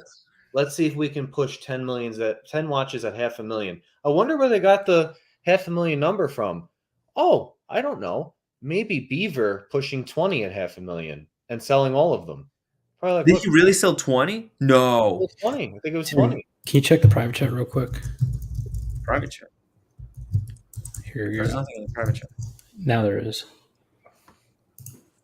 Oh, I'd be very surprised if that person was offered one of 10 in the world. Yeah, I think he can for sure. But and even if he bought it, I would tell him it's ugly. I'm done with this, Tim. I'm done with two things. Yeah. I've learned a very valuable experience with this AP Holy Trinity. I'm done getting bent over by ADs in the down market, and I'm done getting lied to and bent over by fucking gray market guys in an up and down market. I'm not playing either side anymore. If the watch is shit, it's shit. yeah, but it's a gamble. It's like let's just talk money wise. That $500,000 this Recepi that's worth $500,000. Is it going to go above retail or below retail? It'll never get sold. Here's the thing, though. one of those sold for 1.2 million, right? 1.2. Which one? One of the Reshepes, 1.2, 1.4, I think is what Boston was telling me. Yeah. But that's a Reshepe, Diego. Right. This is some nonsense. Yeah, and I think his standard watch is like retail for 80. So I don't know. They found Man. the guy whose watches sell the most above retail in the space, and they took his name and they took their shitty Louis Vuitton name, which makes fucking garbage leather products. Yeah. It's like the worst of all the brands. And they put them together, and they're spruiking them through Waco and Hodinkee and all these people. Yeah. Those are the people that have the connections to sell the watches. Here's a contrarian view with the understanding that I think the watch is horrible. If what Tim is saying is true, that they're going to sell 10 watches at 500,000, that's 5 million, right? Yeah. And they pay Reshepe a normal wage. Let's say they give him 200,000, 300,000 for his year. If they truly are going to take the rest of that money and use that to hire more designers, more watchmakers, pay for more machinery, pay for more research and all that to continue making watches under the Louis Vuitton brand, this may kind of just be a crowd source in which the people that are buying these watches get to be a part of it. And there might be something in it beyond the watch for them. Like they might get a stake at this. They might, you know what I mean? Like an equity in the future of LVMH. Well, listen, the people who buy this watch, they will get the first dibs on anything these guys do in the future. And these are people that have so much fucking money that it doesn't matter if it's not worth 500,000. They just want to be part of the club. 500,000 is nothing to some of these people. I mean, yeah. It gets them in the door. Get it? Yeah. It's like when Boston talks about RM, he's like, look at the events you go to. This is the same thing. Imagine the events you go to if you get one of these. Imagine the people you rub elbows with. Oh, you want me to show you the event? I have some. No, we saw it already. Just joking. I saw the event. But I'm looking at it more as like I'm trying to look beyond just the price tag and the watch and try to understand. Yes, 500,000 for this watch is ridiculous, but I don't think it's about the watch. I don't think that price tag is necessarily about the watch. And it still is ugly as shit, though. It's ridiculous. It's a preposterous look. I thought it was a joke. When people showed it to me, I'm like, there's no way that thing is made by Reshepe. There's no DNA. On the back, maybe a little bit. But on the face of the watch, there's no DNA of Reshepe. Even in the pictures, the guy looks like he fucking realized what he did. They remind me of those Japanese watches that Boston likes. I can't remember the name. You know, the really cheap chronos. The dials. Chrono Tokyo? They look exactly the same. Chrono Tokyo? Chrono Tokyo. By the way, I have to find this watch from Alex the watchmaker that Alex the watchmaker made. Because it looks so similar to this watch from Reshepe. You guys are going to laugh. I don't know if it's Chrono Tokyo. Let me see. And you know what? What's funny, too, is as hard as I'm going, I actually like Ben Clymer and Hodinkee. As hard as I'm going, but at the same time, it's like, I mean, the bullshit that's being shoveled to these watch nerds that they believe, and then it's like, it's not true. Yeah, it's I think we just don't belong. No, they wrote it's a shame because it used to be fucking awesome. No, it will be awesome again, but they rode a wave. And so easy. I told this story before. I found it. There's a person in our community that was told by someone who works for an independent company that the way you get a Reshepe is you fly there, take him out to dinner, do other activities, and you get a watch. You have to meet the guy. Yeah. What is that? That's the Alex the watchmaker watch. What do you mean? Alex the watchmaker, he fixed up this pack. It's not. He didn't make it. He just fixed it up. It was like a pocket watch, but it looks like the Reshepe watch.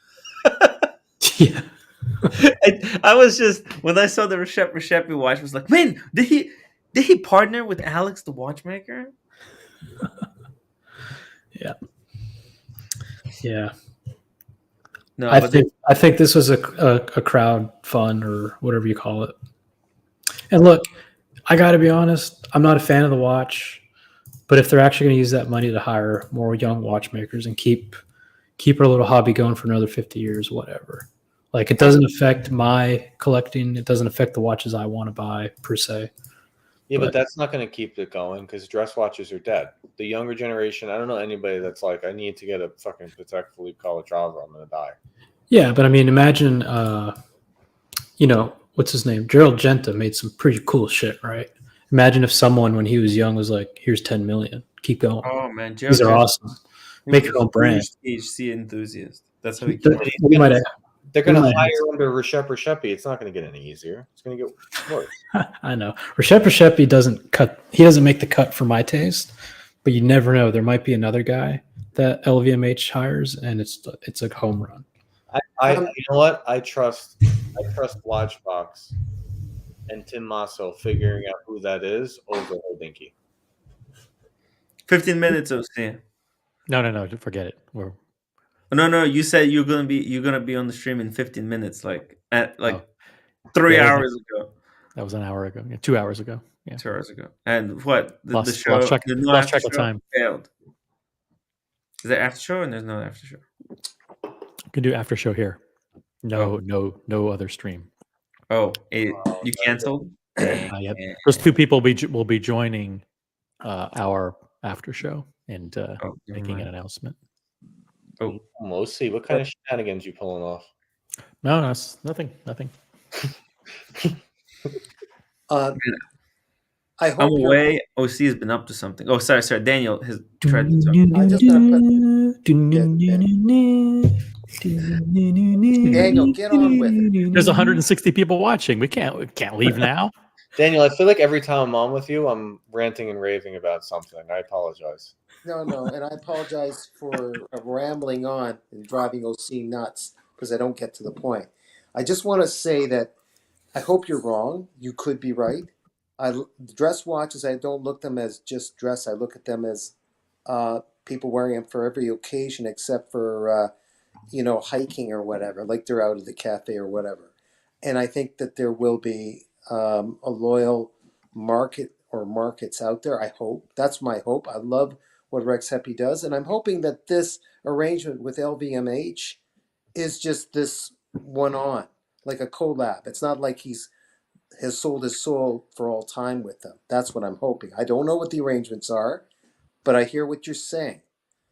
We don't know what the contract was with, or do we, with LVMH? Obviously, it's paying a lot of money. Regardless, whatever they're trying to pull off, it doesn't make people under 40 want a leather 3-hand dress watch anymore, if that's the goal.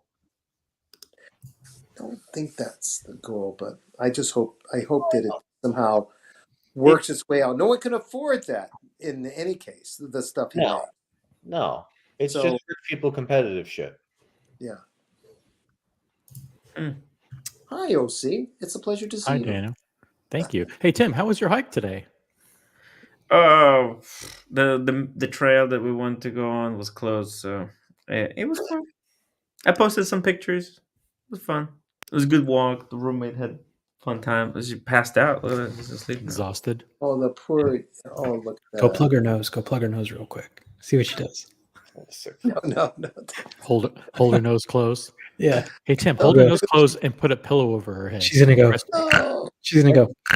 Cats. Don't. Daniel, I say dress watches are dead, and Boston says I'm it. gonna play a prank on her. Not because we want dress watches to be dead. Don't do it, Tim. It's because what the fuck are you doing? It's because we don't want people to go out and spend double what they have to get the watch. Mm-hmm. You're paying the watch is 30 grand at Breguet. You're paying 15 for the watch and 15 for champagne for 20 minutes. Just save the 15 and go get it on the graph. Don't get sucked into this Hodinkee marketing or the Teddy Baldessar marketing. Get the Grand Seiko for 3 grand, not 7. Get the Breguet for 15, not 30. Let's be honest. Mm-hmm. Teddy Baldessar made a video where he went out shopping with some other YouTubers, and he just he bought the worst watches. the watches that go 80, 90, or 150% below retail. It's insane. It's insane. Teddy's advice ain't worth jack shit. So they got a watch in like a couple grand. They gave him a couple grand. Yeah. Dude, Jeez.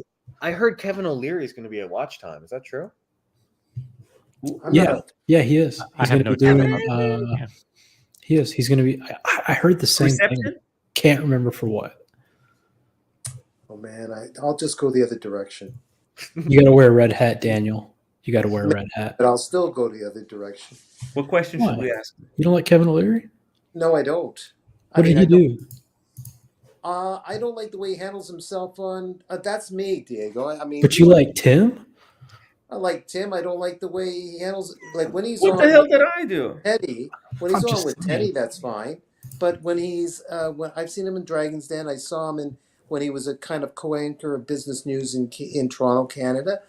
I don't like the guy. I don't like the way he forces his opinion down people's throats. I mean, that's me.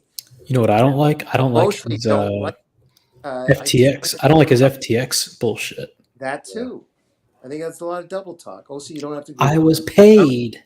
Blah blah blah. I don't like his money. Cameo bullshit. You know Cameo? Yeah. Yeah. He just does cameos promoting businesses that he has no fucking idea about. He'll just say anything. If you pay him, he'll do anything for money. Has Let me anyone? tell you something. I would trust OC over Kevin any day. And that's saying a lot. Holy Has anyone seen or know how much it costs to hire a celebrity to do those that that Cameo service where the celebrities do a private message or whatever they do? Has anyone investigated what that costs? There's actually a website. I tried to do Tony Romo for someone, and it was like $500. And the problem was it said like we'll get back to you in like 2 months or so.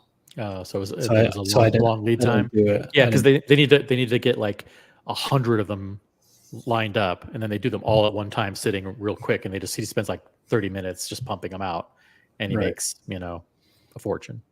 The sad ones is when it's like $50. And you're like, oh. Would that be like for the fat guy from The Office or something? No, it's like Ice-T from what's it called? Law and Order, that kind of stuff. Any of the Law and Order guys are $50. Ice-T's only $50. Wow. What? Probably. We could get him to do a custom video to start the live stream.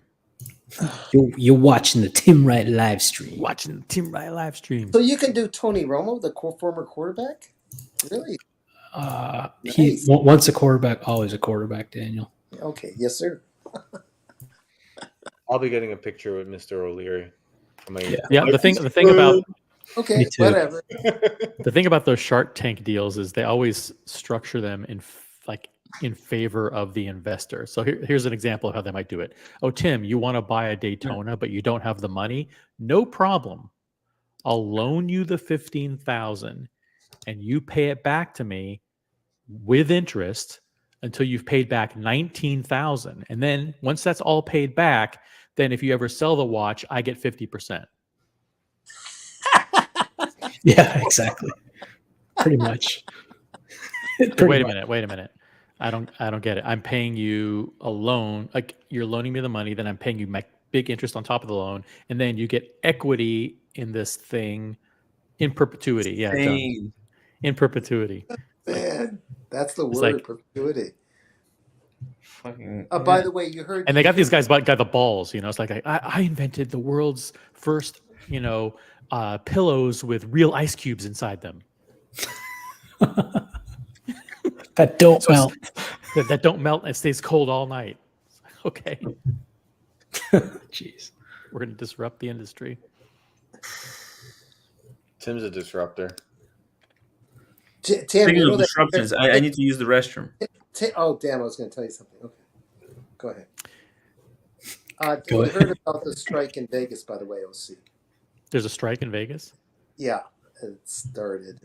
Who Workers, massive. So bartenders, people that clean the beds, like the restaurants, the whole thing. No, cancel the trip. Yeah, they want to be able to steal watches from the hotel rooms with limited prosecution.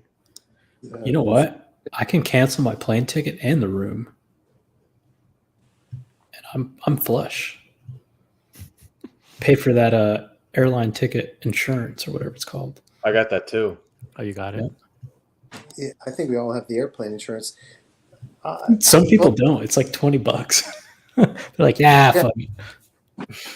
It costs me more, but it's Canada, so Yeah. Oh, you know what I mean, Daniel? Everything is more expensive in Canada.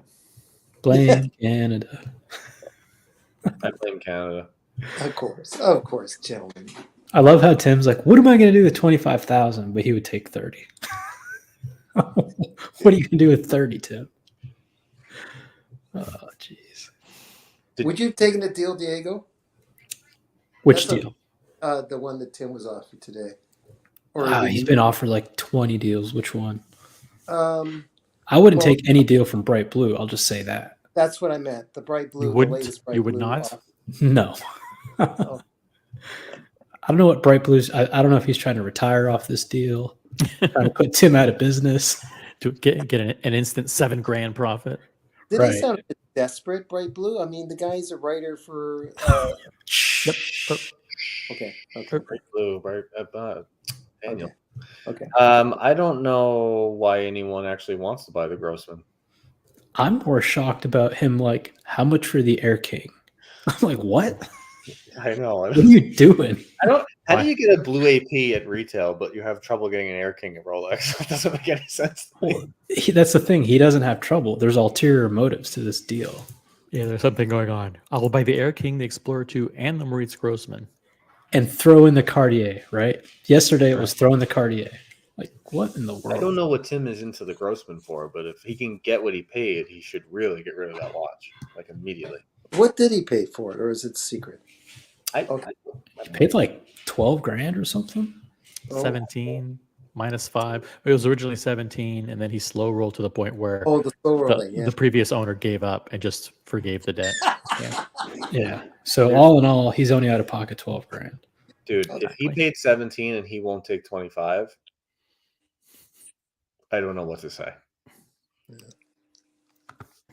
I'm telling you, this is a guy that walked Fubo stock go from $33 to $2, and he never sold. Like, he'll ride it till the death. Dude, that European watch company one started at like 40, Right. like 4 months ago, and it's just been falling. They can't sell it. I had him at a 30,000 trade value for his Grossman like a month and a half ago. Emailed the guy, said, these 3 watches, this dollar value. The guy said, we could make it work. What a shame. Man, if you could go back in time. If I could turn back time, Do-do-do-do. if I could find a way. Do-do-do-do. That's a good song. Oh, man. I don't know. I think Tim might be waiting for something to sell his watches. This is all shtick. He'll wait. He's going to wait too late. Yeah. He get the call. He could get a call. Royal Oak. He could get a call. Daytona. He needs to fly to England where watches are like 50% more expensive and just sell it there. Yo, what's up, guys? Just talking. Nothing. Yeah, we just started the stream. We weren't talking about you. Okay. Nope. Cool. You missed nothing. You were in the Twilight Zone. Okay. Cool. All right. So what do you guys want to do? Want to go into the after show? Yeah, OC's got me all curious. No, there's nothing going on. Nothing. Literally nothing. Watch, it's like Andy Binns. He comes in, he's like, guys, I'm unretiring. We were gonna have a special meeting, but we decided not to do that. It's too much going on. Yeah. Okay. Oh, man. Well, Gotcha. hey Tim, real serious question. Mhm. How come you haven't added the outro song into the StreamYard music? And you can just click that, and you don't have to use the mixer. I haven't had the time. You've had I'm over 3 here. years. I'm in the middle of fucking woods. How can I do it? Wait. Yeah. Diego, you're not supposed to react logically to that. Hard. It's hard. That's you see, I still haven't made the new emoji for you either. Oh, I know. I think it doesn't, It, doesn't like- have time. It's going to be what do they call it when it's like a reissue or something?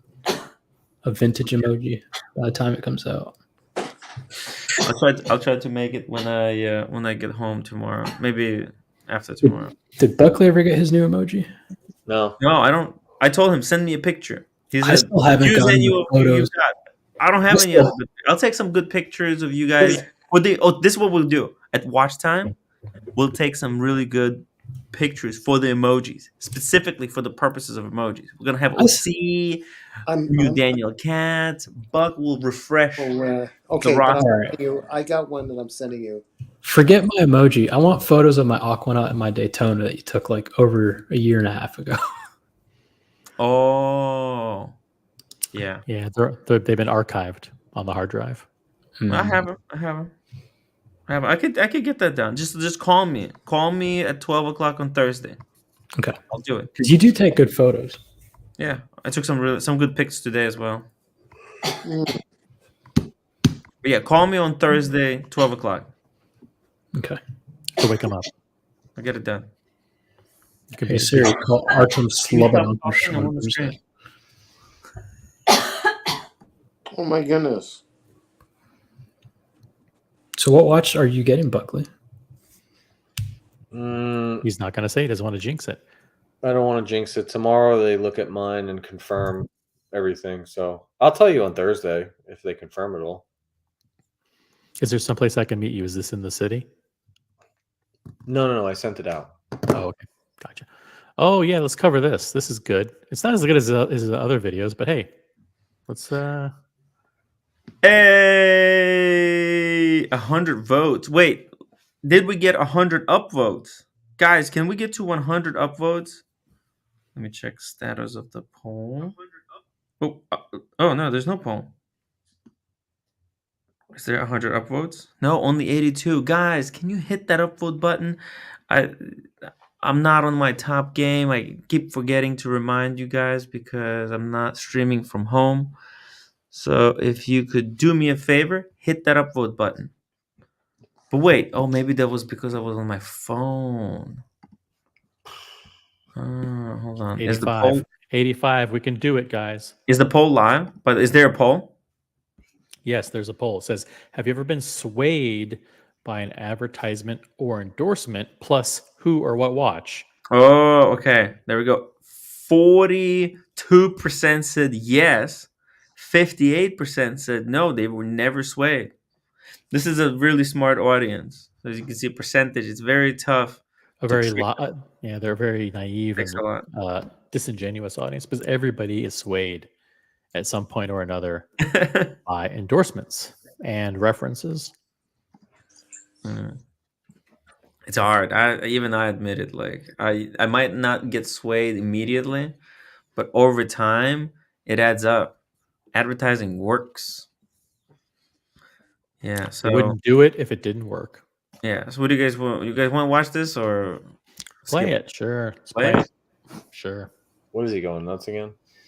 It's titled at Nico Leonard. Where is your effing pride? The box fight showdown you can't miss. So is this real or not? Oh, it's real. Dude, did you see the thumbnail for this thing? Wait. Look at this. Bitch. That doesn't. Dude. Is this guy really acting, or is he really that angry? No, you be the judge. You be the judge. Yeah, No. okay. No. Nico Leonard's just a soy. He thought he was a tough guy. He thought he could challenge Max to a fight. I'm referring and then to he Max. just bitch out. He thought he wouldn't be called on it, and now he's being called, and he doesn't want to fight. I think Max can finish me off with his finger in 2 seconds. Jesus, Daniel, Listen, Daniel, we don't need that kind of sexually explicit content on the stream, please. Okay. Yeah. Jesus. Finish you off with his finger. I mean, come on. Oh yeah. Oh, Daniel, stop. Daniel, This isn't Pornhub. Daniel. This is Max. I know you're old. You can't hear. This is Max with tracks, not TPG. Honest mistake. All right. I walked into I that see. one. Okay. Yeah. You backed into it.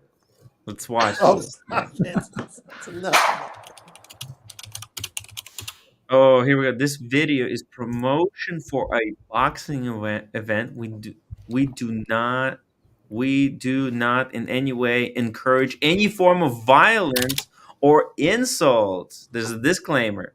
We need that screenshot as the beginning of the Tim Wright LLC show. Yeah. Definitely. So send it to the other side too. They need it. Boom. Here we go. Pride and pinions. I'm proud. You're out of what, bro? Being a sneaky fucking money-hungry fat you're proud of? You fucking moron. When I say something, I do it. You're the most backwards, back on your word, sneaky liar that there is out there, bro. Bro. Yo, that like Buckley. At least he's referring to him as a bro. Come on, this is not acting. And even if it was acting, like when you say this stuff, I mean, people listen. People are like, you think people in the chat taking this as a joke? They think it's funny? No, they're taking it like it's happening. Is he going to be at watch time? No, I hope so. definitely not. Damn.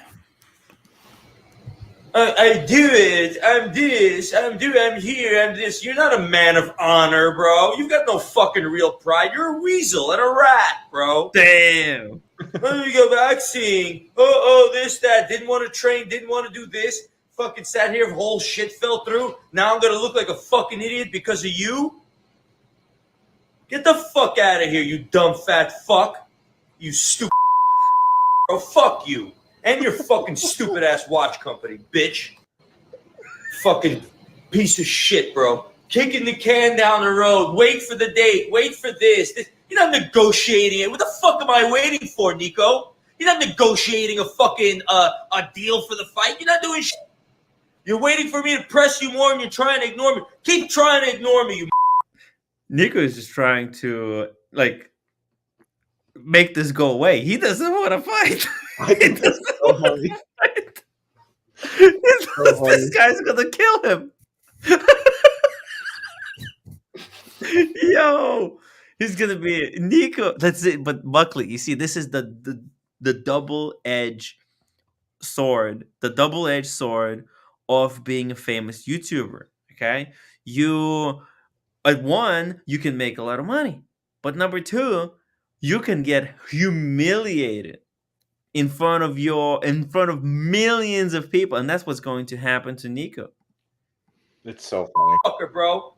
Keep trying to think it's not gonna fucking go down. Keep trying to think I'm not gonna get in the fucking ring and beat the bro, because I'm a and the rest of the fucking goons you do business with. I'm gonna make sure, bro, everybody knows you're a fucking coward and the whole world presses you to fucking fight, bitch. You're not gonna fucking be able to walk with any fucking pride at all. It's shame and pinions, you fucking slob. You fucking shame, not pride. I want Max again and again. I accept the fight. The thing is, you're all talk, right? Oh shit. And it's easy for you to talk because you're sitting in America doing absolutely nothing to make this fight happen. The only thing is you're going on Instagram and talking absolute bollocks. But if you really wanted this fight, right, you would have used your influence in your context to make this happen. My team has been working around the clock to work with Kingpin, which was an absolute disaster, and you've been doing nothing. Maybe it's time for you to open up your black book with your so-called clients, or at least claimed clients, to make this happen, right? So I need... Max already said he's going to arrange everything. What the fuck is Nico talking about? And the Oscar goes to Nico Leonard. Yeah, Max said he'll fly out there. He'll pay for everything. It doesn't have to do it. Just date and be there. That's it. Just pick a date. That's all he has This to is do. good This is good acting. I mean, look at this. Is like a total deer in the headlights look. I'm believing this. It's great Good acting. So fake. This is Nico like looks when like Lolix so and I fake. were He's we had our freaked fight. out. He looks scared. I mean, he's doing a great job. This is He just shit his pants. Oscar worthy. That's Buckley if he stops going to the gym, by the way. That's 100% true. That's true. That's true. That's like me with plus 40 pounds of fat right there. Buckley in 3 weeks. Oh my god. To show you into a direction like KSI. Mate, make it happen. Stop being all talk. What clients? What do my clients have to do with anything? The only thing that's standing in the way of making this happen for the fans is your greed. You want money. You want this. I don't need a big dog and pony show. I need to come down to Belfast, which I'm gonna do. I'm gonna sit there in the gym. I'm gonna be with your trainer, Patty Bronze. Okay, I'm gonna make an arrangement, and if you don't show up in your own town, I'm gonna make sure your business is boycotted. And do it for the fans.